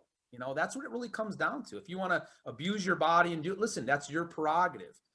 But know that there's other options out there for you. You don't have to go down that conventional medical route and have to be a slave to these drugs the rest of your life. Yeah, I had a buddy of mine fairly young who was dealing with he's now cancer free, but he got cancer.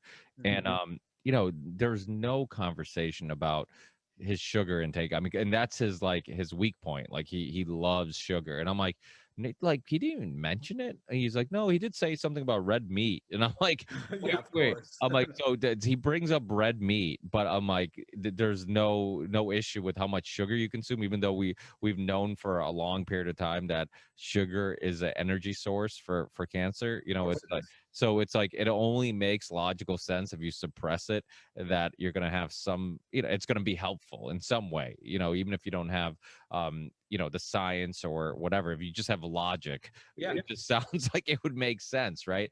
And same thing with fasting. I've seen some studies in regards to fasting and helping people treat diseases and kind of absolutely. I'll do therapeutic fasting with patients, intermittent fasting, if I feel that they're right. Once again, it's not a one size fits all model. I had a patient just recently come to see me who was doing a lot of intermittent fasting.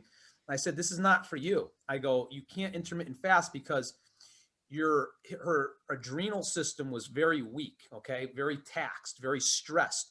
And the adrenal glands, one of the roles of the adrenal glands, besides helping your body manage stress, is to regulate your blood sugar. Now, if you have weak adrenal system and you're eating just one meal a day, your body's going to be in a constant fight or flight response. So this person was running on pure adrenaline all the time and hypoglycemic and everything else. I said, we got to work on your adrenal system, get your adrenals nice and robust and strong.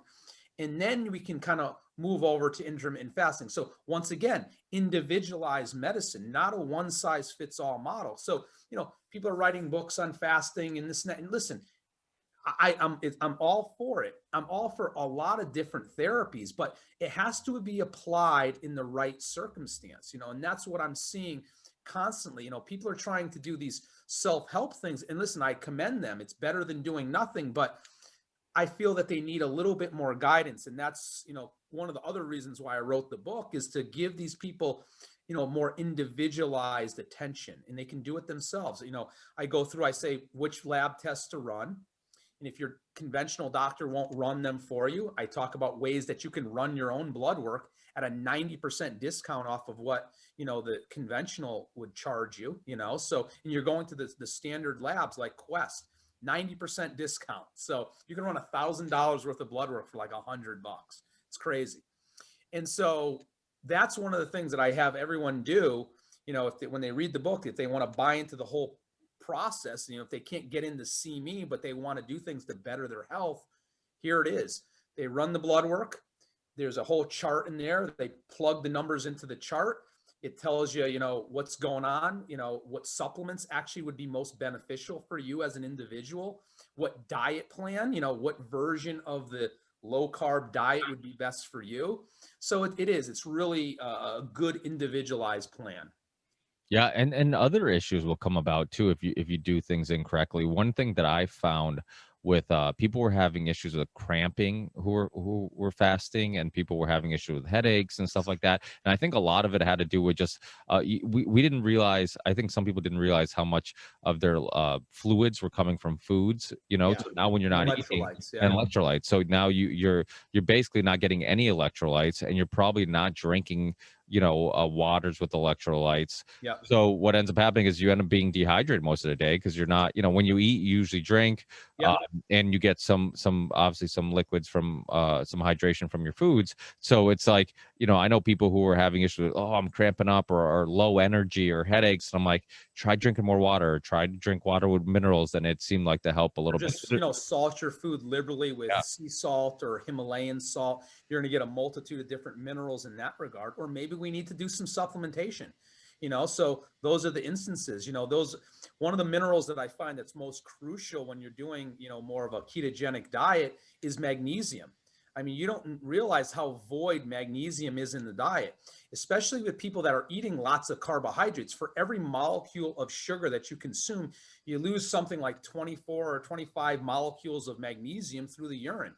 So the other thing is that if someone has a weak adrenal system, one of the roles of the adrenal glands, little glands that sit atop your kidneys, is to regulate your fluid balance in the body. There's a hormone called aldosterone that regulates sodium balance. Now, if you have weak adrenals due to stress or whatever it may be, and your adrenals are kind of burnt out, you're going to lose a lot of fluid. And with that fluid, you're going to pull a lot of those minerals out of you. I get patients all the time. They say, I don't know what it is. I can drink and drink and drink, and I'm always thirsty, but I'm peeing. It feels like nothing's staying in me. Lo and behold, when we run the lab work, they have an adrenal issue, and I talk extensively about the adrenal glands in the book because I feel that it's a critical gland in the body that's often overlooked by conventional doctors.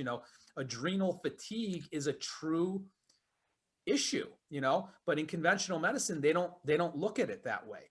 So if a patient comes in and they have fatigue, they may look at a couple different things to rule it out. But if someone has weak adrenal system, their energy can be extremely low. They can have anxiety. They can have this racing, where their body's trying to compensate for the weak adrenals by going into this fight or flight response.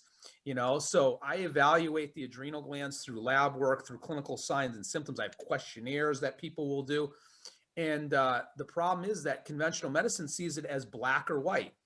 You either have a disease called Cushing's syndrome, where you make way too many adrenal hormones, or something called Addison's disease, where you make not enough. There's no gray area. There's no functional area.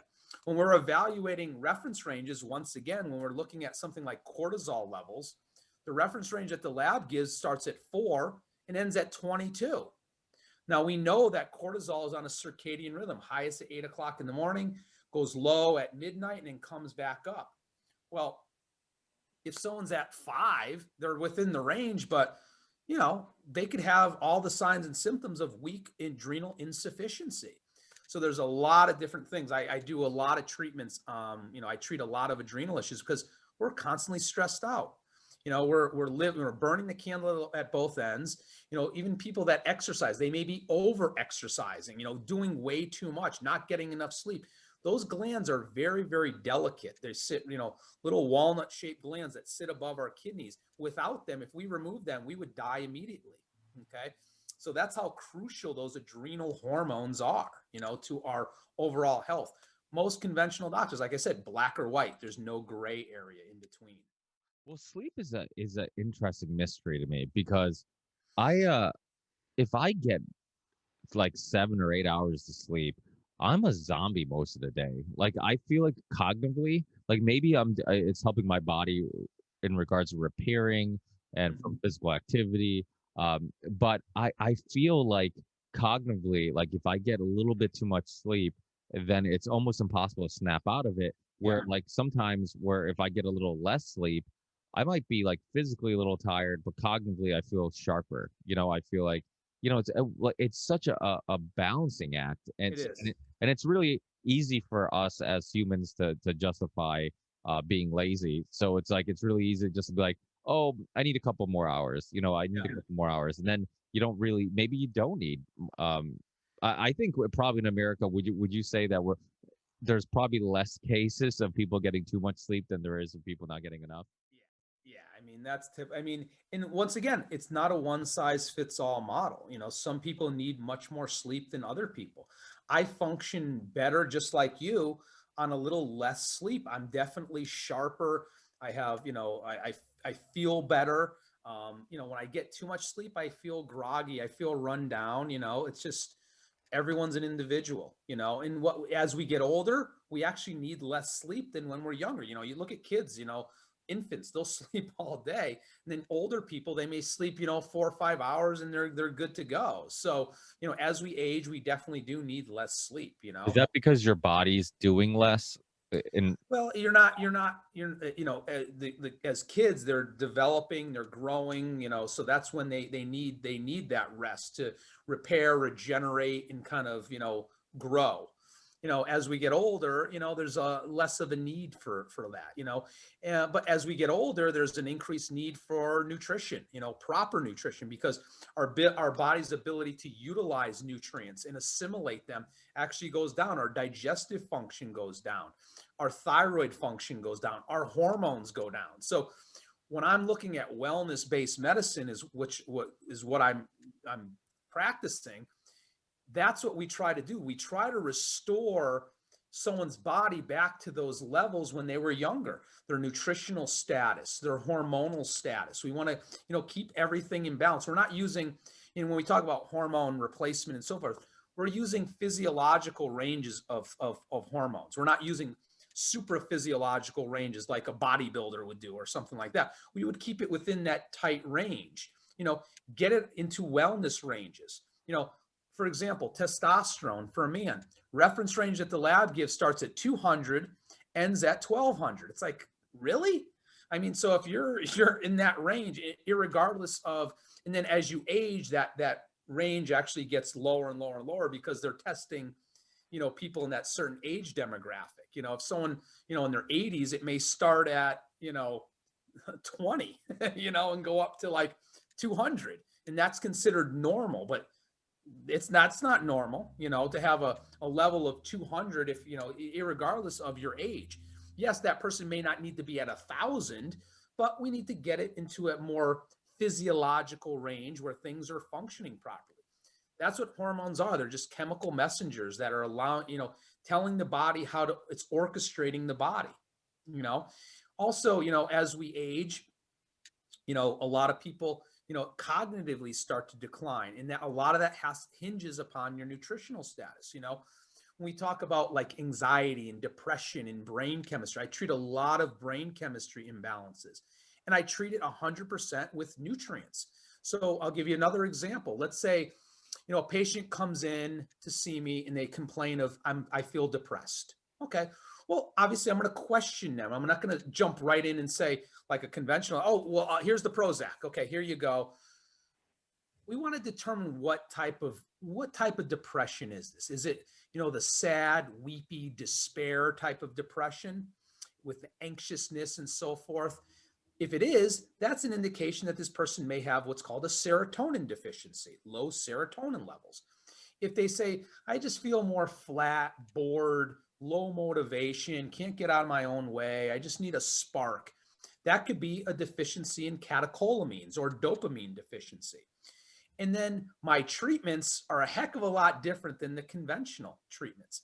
So in conventional medicine, if a doctor assumes that someone has a serotonin deficiency, they'll use a drug like Prozac, for example. And what does that do? Prozac's a selective serotonin reuptake inhibitor. So basically what happens is we have one nerve cell talking to another nerve cell. This nerve cell's spitting out brain chemicals. This one's catching it.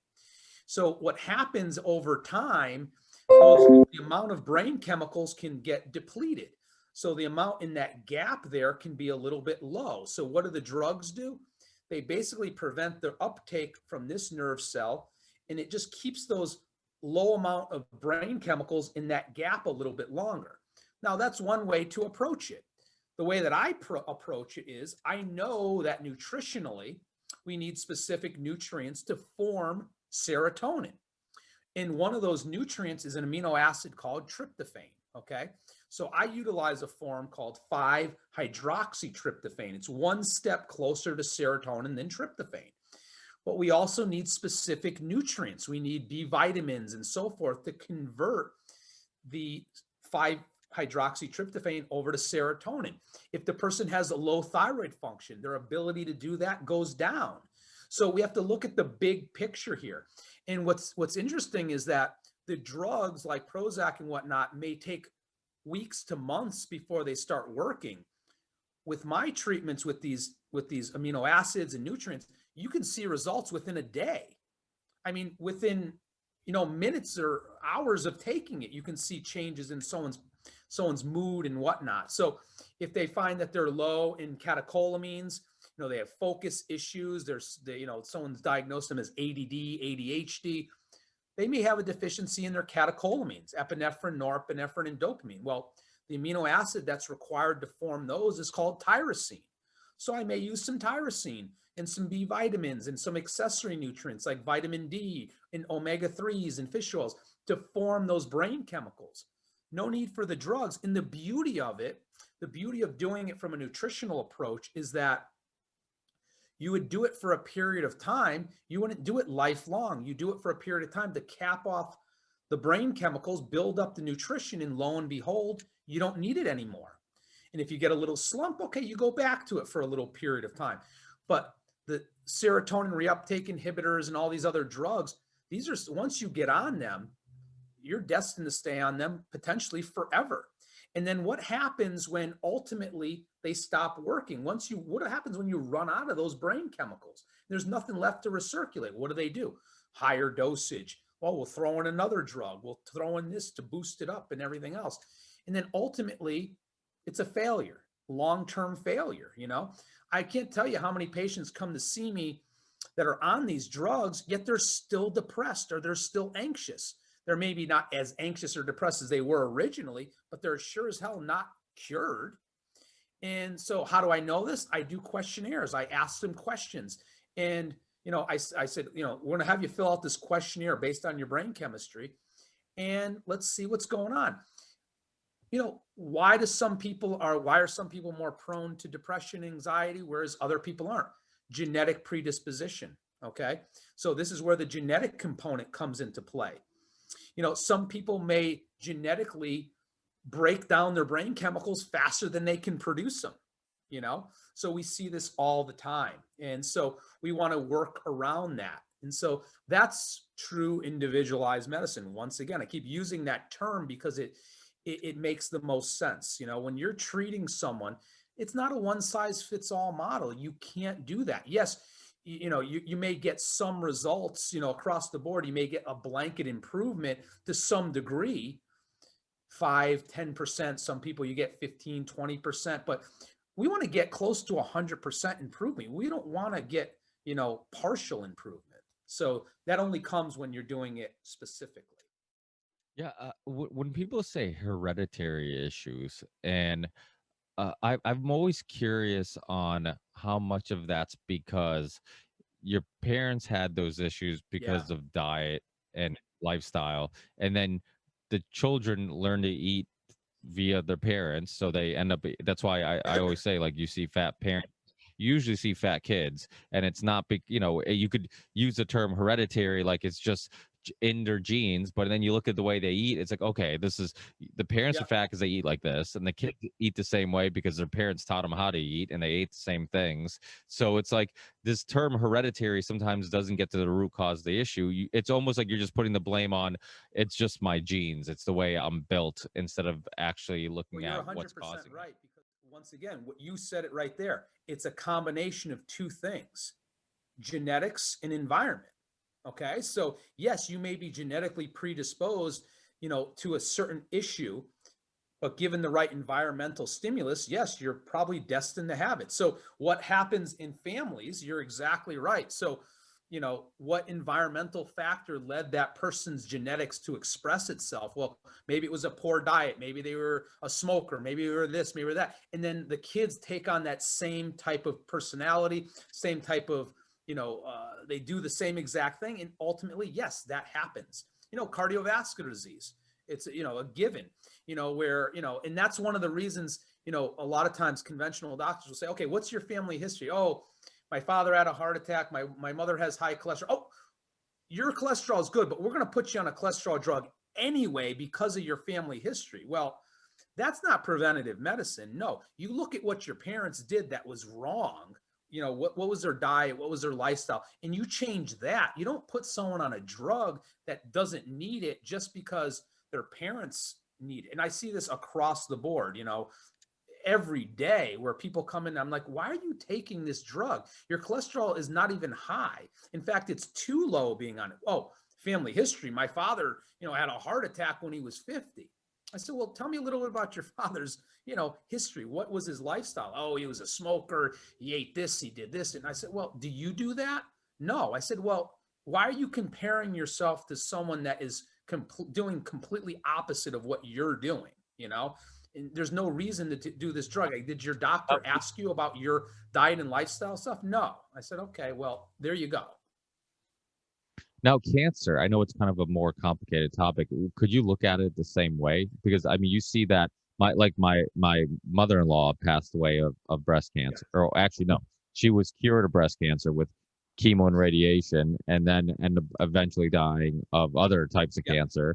And in my personal opinion, I think the treatment of breast cancer probably had something to do with later in life. That's what you have to look at. So if someone presents with cancer, the first thing you have to say is, the thing you have to think about is, okay, what was the environment of this person's body like that allowed cancer to grow and thrive? Okay, so that's the first thing that you look at. So when you're treating with chemotherapy and all these toxic agents, you're just basically treating the end result. You're killing the cancer cells, you're doing this, but you're not changing the environment of the body that bred that cancer out. So it's inevitable, if someone has one type of cancer, it's almost inevitable that ultimately down the road, they're going to get another type of cancer, and I see this across the board. Someone beats this cancer, they're cancer free for 5, 10, 15 years, and then boom, it comes back in some other way, shape, or form. So whether it was, they never changed their habits from what bred the cancer in the first place, or the therapeutics that they used, brought it about in some other area. So, I mean, it took it away from this area and it translocated it over here.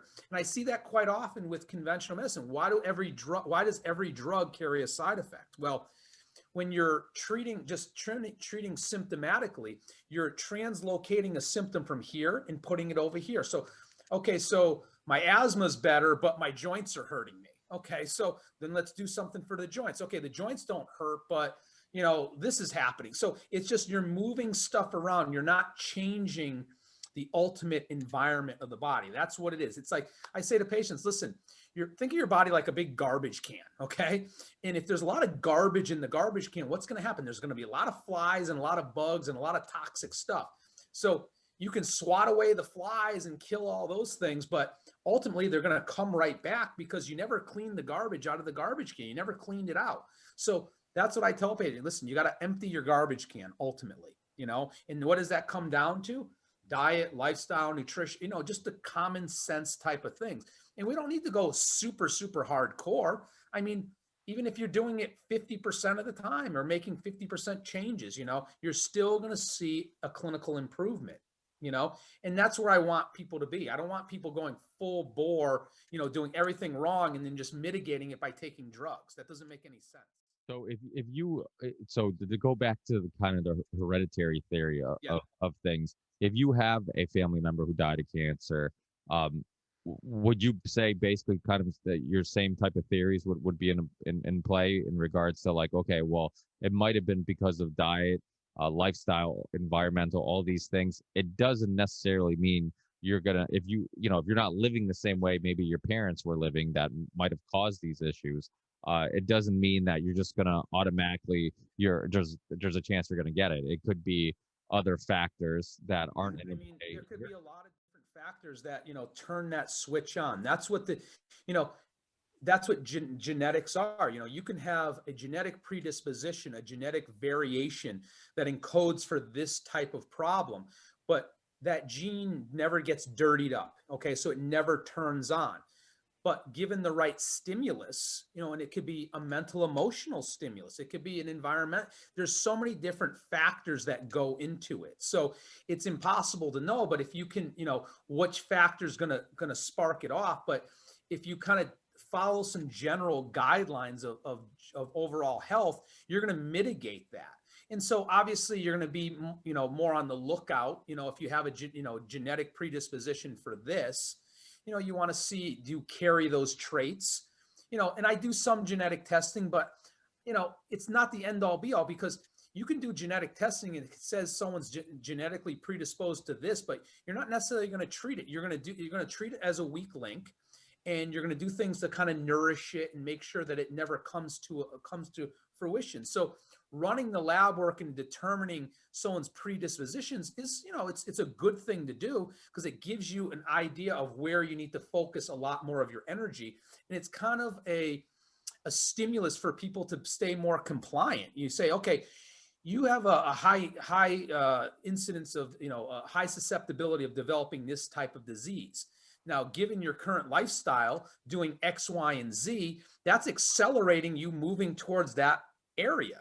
So what we can do is we can scale back and do this and do this. And so it gives people hope, and it gives people an idea of what they can do to empower themselves to take back their health, so they can put their health back in their own hands, and not just like, okay, I'm genetically predisposed to breast cancer. So what I'm going to do is I'm going to have my breast removed, or I'm going to have this removed. And so that's my prevention. That'll mitigate it. Well, okay. Well, that's one way of thinking of it, but you can always develop a cancer or something else someplace else. Remember, you can locate those symptoms as someplace else in the body. So I see it quite often, where patients will be, I'm tested positive for this gene, this aggressive breast cancer gene, and I say, okay, well, let's do things to prevent that. Let's balance your hormones. Let's make sure that you're not overproducing toxic forms of hormones and estrogen. Let's get you to detox and whatnot. Or you can have your breasts removed. It's like one way or the other. What do you plan on doing? And some people say, I want to do exactly what you said. And then other people may say, you know what?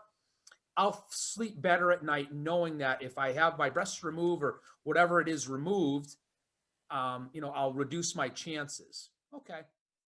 Yeah, that's the thing that's interesting, and that's kind of what I was getting to, is how a lot of the way where we're trying to resolve issues is like, okay, your family member died of this thing, so my wife, for example, she just turned 40. She's a little older than I am, but she's, they're constantly telling her like, hey, your mother died of of cancer, you should be getting tested, you should be, and it's like there's no conversation about like, hey, what's your diet, what's your this, or what's your lifestyle, what was your mother's lifestyle and diet, and all these things that could have led to this. So it's like you're just testing and testing, but you're not getting to the, like we keep saying, it's a typical theme, like you're not getting to the root cause of what. And it goes to your gun metaphor, like, okay, well, she could have some gene or whatever, so it's the loaded gun, but what's making that gun go off, right?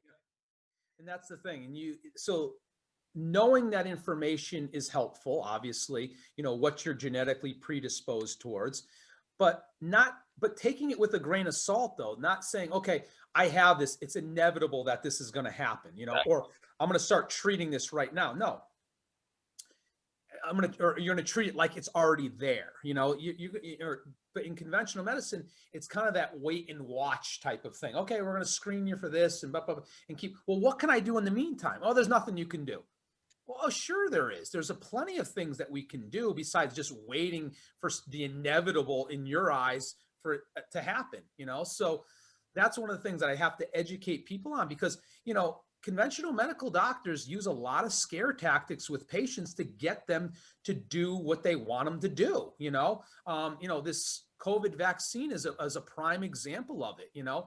If you don't get this vaccine, you can get the virus and you could die. Well, there's a 99.97% chance that you're going to recover from it. So, yeah, you could die from it. You can die from anything. You can die by walking outside and getting hit by a car, but it doesn't mean that you should stay in your house and hide and mitigate all this. I mean, so you got to look at the whole big picture of everything. And so, like you said, with this whole pandemic and things like that, I mean, that's a whole nother show. I mean, Yeah. so, and I can talk on that, till the cows come home, and I have.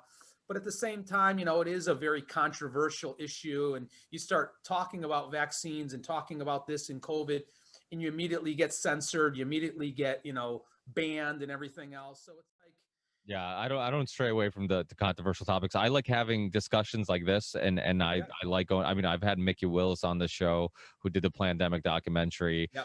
Dr. Judy Mikovich was on the other show Oh, that I host. she's great. Yep, I've had Dr. Scott Jensen on, Dr.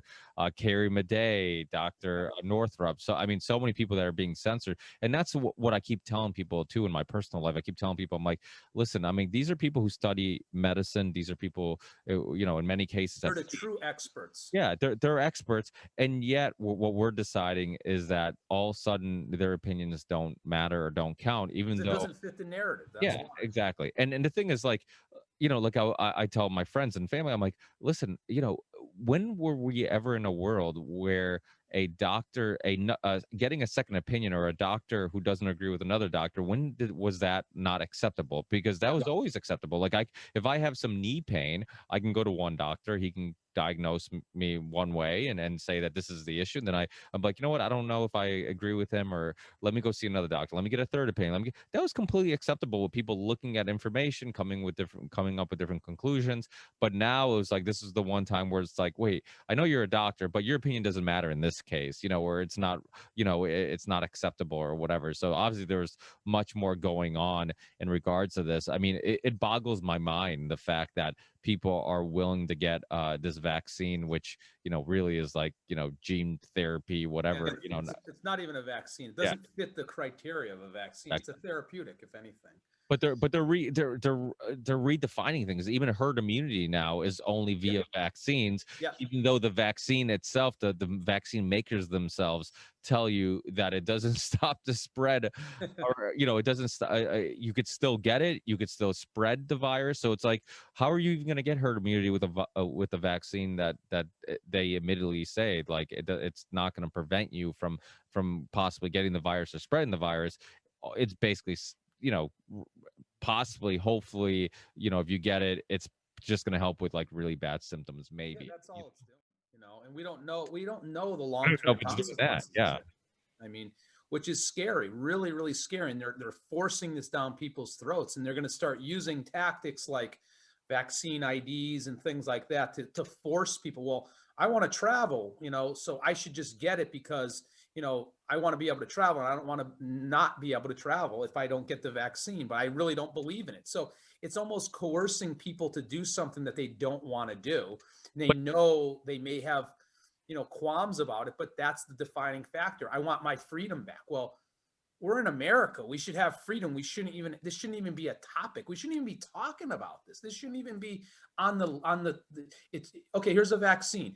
You can get it or you don't have to get it. Finish business. Don't force it down people's throats. If you feel that you need to get it to stay healthy, by all means. I'm not going to discourage you. I'm going to educate you, and that's it.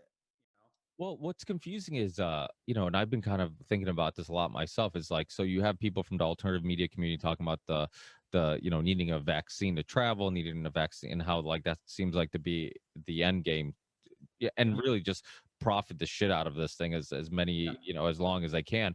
But it's not FDA approved, and No, it's not. so it's like, okay, as long as we're in a state of emergency and they have that authorization to kind of use it because we're in a state of emergency, they can keep pushing the vaccine on people. But once we're not in a state of emergency and they don't have that authorization, it has to go through the FDA.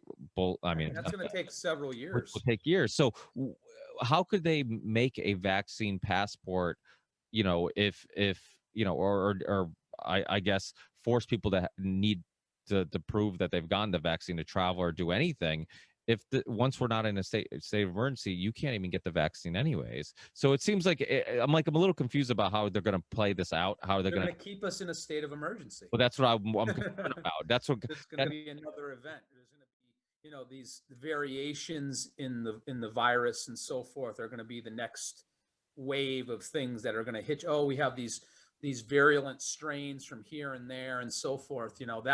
I think that's the whole plan. It's just going to keep rolling from there, and it's just going to be continual lockdown, open up, lockdown, open. It's just going to. I think that's how I see it. I can't see them achieving their agenda without doing that. So, you Yeah, know, I hope not. Yeah, I hope that's not the case. I hope not too. I mean, Uh, I hope someone with some brains steps in and does something. But we'll see. We'll see. I'm keeping a good eye on it. I'm educating myself, and if patients come in and say, "Oh, I got the vaccine," I say, "Okay, no problem." I won't talk to it. I say, if you get symptoms, let me know. There's not much I'm going to be able to do for you because once you get that injection, the ball's rolling. It's rolling, and you can't stop it. We talked about autoimmunity. We talked about the proteins getting through the cracks. Okay, we talked about little viruses and so forth, and bacteria, and our immune system reacting to it. Well, when you hijack every cell of your body to produce spike proteins, which ultimately induces an immune response, if you have a tendency towards autoimmunity, I can change your diet. I can kill an infection. I can do all these things to get rid of the stimulating factor. I can't do a damn thing to stop that production of those proteins once that vaccine, or whatever you want to call it, has initiated. I can't do anything about it. And I've seen it clinically already in my practice, where a patient with autoimmune tendencies took it upon herself to get the vaccine, and it just wasn't good. It threw her into an autoimmune storm. And then she said, "What can I do?" I said, "There's nothing I can do. I can't stop that process. If you were eating a food that was inducing, I say, stop eating it. Let's heal your gut up. Or you have a viral infection, a bacteria. Let's kill the virus. Let's do this. Let's do that." There's nothing you can do to mitigate these consequences. it boggles my mind because there's people who are like, oh, well, I got sick for I just didn't feel great for a couple of days, and then that was it. The side effects of the vaccine aren't bad. I'm like, they're literally the same as the side effects of the virus that you're trying to prevent. I'm like, if any, and in many cases, sometimes they're even worse than the virus. And if I don't see, this is my problem with it is like, okay, so if you're young and healthy, absolutely pointless to get it. Even if you believe all the You mainstream have stuff. strong innate immunity. You don't need antibody immunity to fight this off. That's why kids are not getting it, because they have Yeah, strong innate immunity. but now they're saying kids should get it. And this myth is going around as well.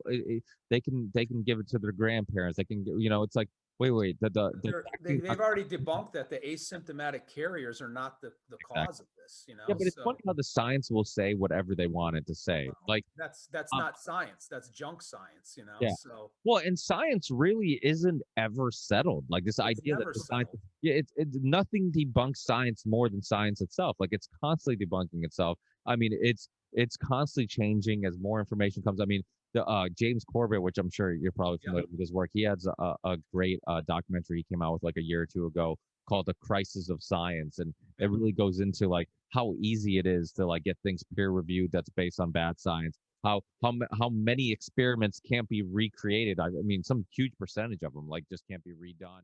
And you can manipulate data through statistics. I mean, we talked about it earlier, with the whole cholesterol thing. Half the people that suffer heart attacks have normal to low cholesterol levels. And then when you look at the actual research on the drugs that are touted as reducing your relative risk and everything, you can spin it, you can change it. I mean, you can make it look any way you want. I mean, that's the big problem. Even with a lot of these vaccines, they say there's 95% efficacy, but when you really look at the science and you look at the numbers and look at the absolute risk versus relative risk, those numbers are so skewed, it's unbelievable. So we're looking at these numbers and no one's questioning it. That's the big problem. Or if they are, they're going against the mainstream and their conspiracy theory or whatever it may be. You throw names at them and whatnot, and then you debunk them and you ruin their life because they're going against your narrative. So I don't know. I mean, we're in weird times right now, And I just keep trucking along doing what I do, in terms of, just doing good medicine and providing proper advice and good advice. And it is what it is. And if people want to listen, they listen. They want to follow whatever's out there, to each his own.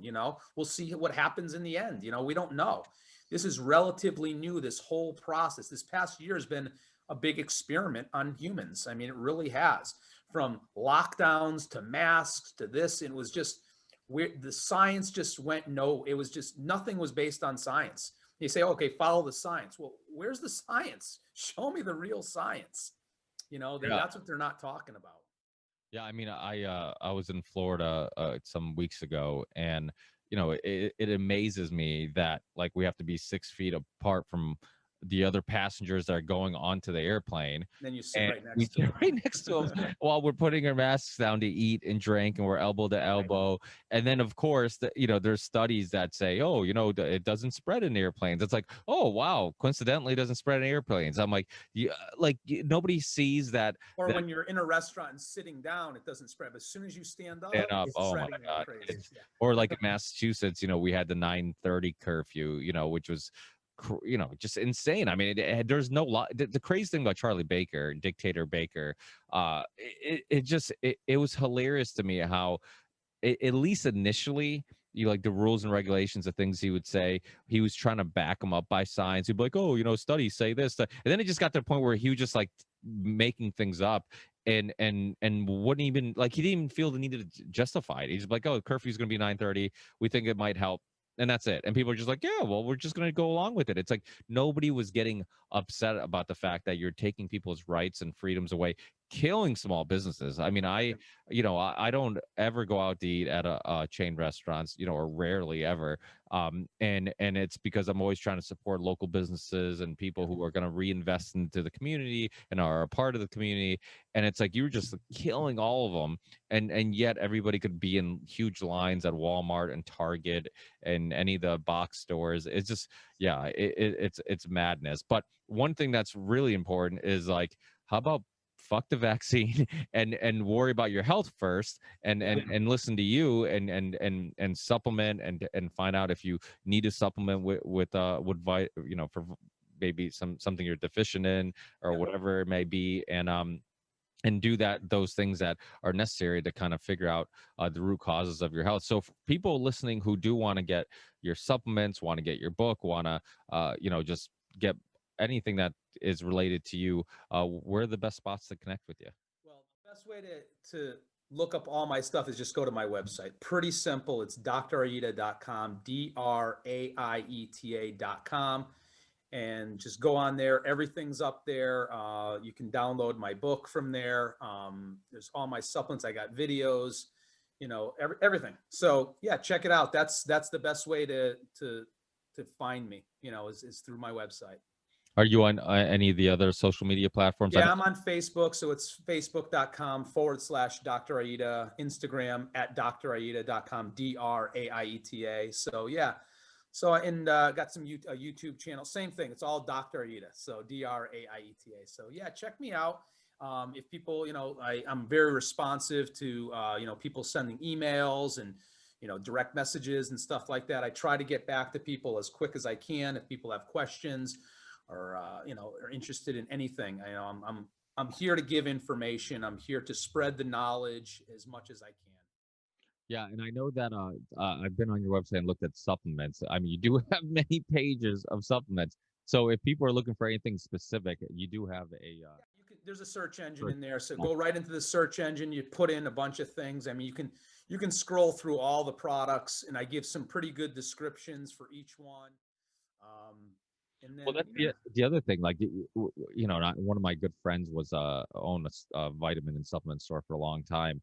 Once you got into the vitamins and supplement store, or the supplement industry, were there ever any concerns about, like, because we know, like, certain things are good for certain things, but you have to be really cautious with, like, how you word things, right? Because there's a lot of of course, yeah. I mean, on my website there, I have to be very cautious. I have an attorney that kind of went through the whole thing, so I'm not making claims and things like that. So, you know, Yeah, you have to walk kind of a fine line. Even the names of the products have to be, not specific to a disease process or whatnot. So I Really? can call something thyroid support, but I can't call it hypothyroid treatment, or something like that. Or so there's, but I try to make the names of the product as, defining as possible, that what it does. And then I have the little write up about it. But if you want to learn about each product, that's where my book comes into play. So because it's a, it's different from, what I'm publishing on the website there. It's a download, you purchase the book and you kind of go through the whole thing. It gives you the whole breakdown of everything. It explains almost all the products that I have up on the website are all explained in the book, in Yeah. what instances you would use them and when you wouldn't use them. Yeah, I'm some years ago I had Eddie Bravo on a long time ago, and I remember we were talking about this, how we were talking about supplements and vitamins, and how people would say, "Oh, it's bullshit," and it's like, oh, but then you say, "Oh, well, eating healthy can help your body and your mind and your health, right?" And then if you don't eat healthy, it can hurt your health, right? Yeah. Well, then if you believe in that concept, if you're getting good quality vitamins, it's extracts from food. I mean, it's stuff that you That's get in. all it is. There's herbs, there's nutrients, and the big thing is this. People always ask me, well, I eat a good diet. Why do I need to take supplements? I say, okay, well, we have to talk about nutrient density of foods. Not all foods are created equal. If you're eating foods that you're getting at the grocery store, let's say you buy some fruit. Okay, you may think it's fresh, but they picked it off a tree. It was probably ripened on a truck driving to the store, across country, whatever it may be. And then by the time you got it, it was ripe, but the nutrition was not there. They picked it off the tree when it was still green, or just the quality of the food. Like, we look at like factory farm meat versus, grass-fed meat, farm raised fish opposed to wild caught, wildly different in terms of the nutrient profile. I mean, if you eat, farm raised fish, you're not getting the omega-3 profile that you're getting from, Alaskan sockeyed salmon, opposed to just, Atlantic salmon that's found in a pen and they're feeding it grains. So, I mean, you have to look at the big picture here. So unless you're eating a pristine diet, and that's why we test people. So I see it plain as day. I run the blood work on people. And so I'll check a multitude of different nutrients. And I talk about all the ones that I test for in the book. And we look at where the levels are. We implement a treatment plan. 3 months later, we retest it. Okay. And then we ask, okay, what are your symptoms? How do you feel? So I know what type of symptoms may come out of certain deficiencies. And I can say, okay, I'm going to check this person for X, Y, and Z deficiencies because these are the symptoms that these deficiencies will manifest as. And lo and behold, I check the blood work. Yes, they are deficient in it. So we implement a plan. Now, I can say, okay, so let's say someone has a B12 deficiency. I could say, okay, eat more animal-based foods, eat this, eat that. But if they're in such a hole, how do you get them from a level of 200 up to 1200? I mean, there's no possible way that they can get the nutrient levels up just through food alone, even if they're eating the finest quality of everything, because then you have to take into consideration absorption and digestion and so forth. If someone has an impaired digestive tract, how are you going to get their levels up? So I'll use nutrients in their most absorbable, highly absorbable form. So even vitamin C, for example, I may use, instead of just, randomly using ascorbic acid, over the counter, I may use a liposomal form, which is encased in a phospholipid so that you get almost 100% absorption opposed to 10% absorption, So I have a liposomal form of vitamin C, and it's expensive. It's much more expensive than, a $3 bottle of vitamin C with 1,000 capsules in there that you can get from Costco. It may be a 30-day supply and it's $40 and it's in a liquid. Well, if you take 1,000 milligrams of the liquid, you're going to absorb 1,000. If you take 1,000 of the capsule, you may only absorb, 10% of that. So, and by the time you get to a therapeutic level, you're going to get diarrhea. So, that's the big difference. B12, I go back to that. you need something in your digestive tract, in your stomach, called intrinsic factor to absorb your B12. If you're lacking that, you can take B12 till the cows come home. Well, I use a form that's sublingual that gets right in through the oral mucosa, gets right into the bloodstream, and it works similar to like a B12 injection. I've seen levels go from extremely low to into a perfect range. So I know, so it's checking it and rechecking it. Most doctors are not doing that. So the proof is in that.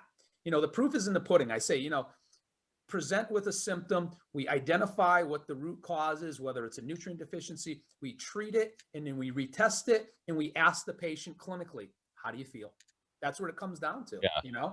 If they say, I don't feel any better, okay, then we keep looking. So that's the whole premise here. People don't realize it. And when I look at nutrients through the blood, I look at it in its proper form. So for example, if I'm going to check, let's say, your zinc levels, I'm not going to check just a serum zinc. I'm not going to just check what's floating through your blood, because you may have eaten a meal that was zinc rich and it's floating through your blood. Well, what's your storage form of zinc look like? So in that case, I will look at what's called red blood cell levels, which represent tissue levels. Most doctors aren't looking at that. So I may do an RBC zinc level, which gives me an idea of intracellular levels, tissue levels of zinc. So you can run a serum level, it looks beautiful. In fact, it may look high. If you took a zinc supplement that morning, that was the first time you ever took zinc in your life, or the day before, and it looks great. But your tissues are depleted. Same thing goes, and I talk about this extensively in the book, the different forms of testing that you're going to look for. I may look at an iron level in someone's blood, but that just represents what's the here and now. What's their storage form look like? So I may look at something called ferritin levels, storage form of iron. Okay. And so I walk people through it. These are the tests that you want to look for. Here's the treatment, and try it. Get the blood work done, implement a treatment plan, check it again 3 months later. How do you feel? What do your levels look like? Once again, proof is in the pudding. Yeah, you sound like a really, really good mechanic. Like the shitty That's mechanic. what it is, man. Yeah. You're like, because there's so many things you're talking about that I'm like, oh, I never even thought about that, or this could be causing that, or this could be like, there's just so many there's so many factors in the human body, and in regards to what could be causing something, that it's like, just like a car, Yeah. we're just a much more complex car. That's the thing, Yeah. We kind of get away from that mechanistic way of thinking, but you want to be a good diagnostician. That's really what it comes down to. And so listening to the person, doing a good physical exam, if there's imaging that you have to run, if there's other testing, if we do a stool test, if we do a hair analysis, whatever it may be, we do the conventional blood work. And I talk about all of these things. We do the food sensitivity test. The more information we can get, the better. And we've evolved to this point. It's like, and just like a mechanic, back in the day, they didn't have the computers and stuff like that to make the diagnosis. So they had to rely more on, archaic ways of determining. Same thing with conventional medicine. It was, doctors would diagnose someone with diabetes by tasting their urine, if there was sugar in the urine. We've evolved from there. We're not doing that anymore. We can do a urinalysis and see if there's sugar in the urine, but honest to God, that's how they would diagnose it, Dr. R. Kelly. Yeah, that's funny. So that's the key thing. So you're exactly right. You got to be a good diagnostician. You got to listen. If you listen to a patient long enough, they'll tell you the answer. And I say that all the time. So it blows my mind how a doctor can spend 7 minutes with a patient and think that they know everything that's going on with them, and then implement a plan based upon that 7 minutes. I sure as heck can't do that. I have to spend a heck of a lot more time. And it may not even happen at the first visit. It may happen weeks or months later to really get the full concept of what's going on, because it may not present in the blood work. It may be something that the patient's not telling you, something that they're doing. Like the woman with the diarrhea that was taking the magnesium every day. If I didn't question her, I would have been racking my brain. If she didn't offer me that information, I would have said, what the heck is going on here? Your labs look good. I can't figure it out. But she gave me that piece of information at the first visit. And I said, there it is. There's the culprit. Let's get rid of it.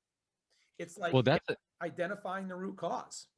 Yeah, and that's probably one of the hardest parts of your job because the thing is, even with me, like people come to me for diet information, like they're like, "Oh, it's not working," or "It does," "I'm not losing weight," or whatever, and you'll ask them questions, and I'm like, "Well, what are you eating?" And they'll give you answers, and then you have to like keep talking to them and keep Yeah. talking. And then I'm like, well, are you snacking on anything? Are you putting anything in your coffee? And it's Yep. like, and then it'll be that little piece of information that'll be the gem that you've been looking for, Yep. and they didn't tell you initially because they didn't have the knowledge, or to even know that was something they should consider. So it's like sometimes it takes a lot of talking and conversation Yep. for it to accidentally come out. Yeah, so you have to invest a lot of A freaking lot of time. time. A Yeah. lot of time. I mean, my initial visit's an hour. Sometimes it's over an hour. My Wow. follow up, my second visit is half hour to 45 minutes. And every follow up visit is a half hour because it takes we're just scratching the surface, you know? So I do an initial visit. They come back 2 weeks later to discuss their blood work and their treatment plan. Then they come back 6 weeks later to kind of see how things are going. And then 6 weeks after that, they get blood work done again. So I do a 3 month in between. So implement the plan. 3 months later, we rerun the blood test, not in its entirety, maybe just individual parts, whatever showed up as off on that person. And we kind of go from there, you know, and then we build upon that. If everything looks great at that 3 month follow up, and they tell me they're feeling good, I say, okay, I'll see you in 6 months. I'll see you in a year, whatever it is. A lot, I like to do 6 months. A year is a little, you're pushing it because a lot can happen in a year. So I may say, I'll see you in We six learned months. as we learned. A lot Yeah, could happen. yeah, you're exactly. A lot happened in the past year. So that's Well, that's kind of what we do. That's the protocol, and then that's how I kind of broke it down in the book, just the same exact way. People can do it themselves. You know, get their blood work done, plug it into the book. It'll tell you what's kind of going on with you. You know, give you an idea.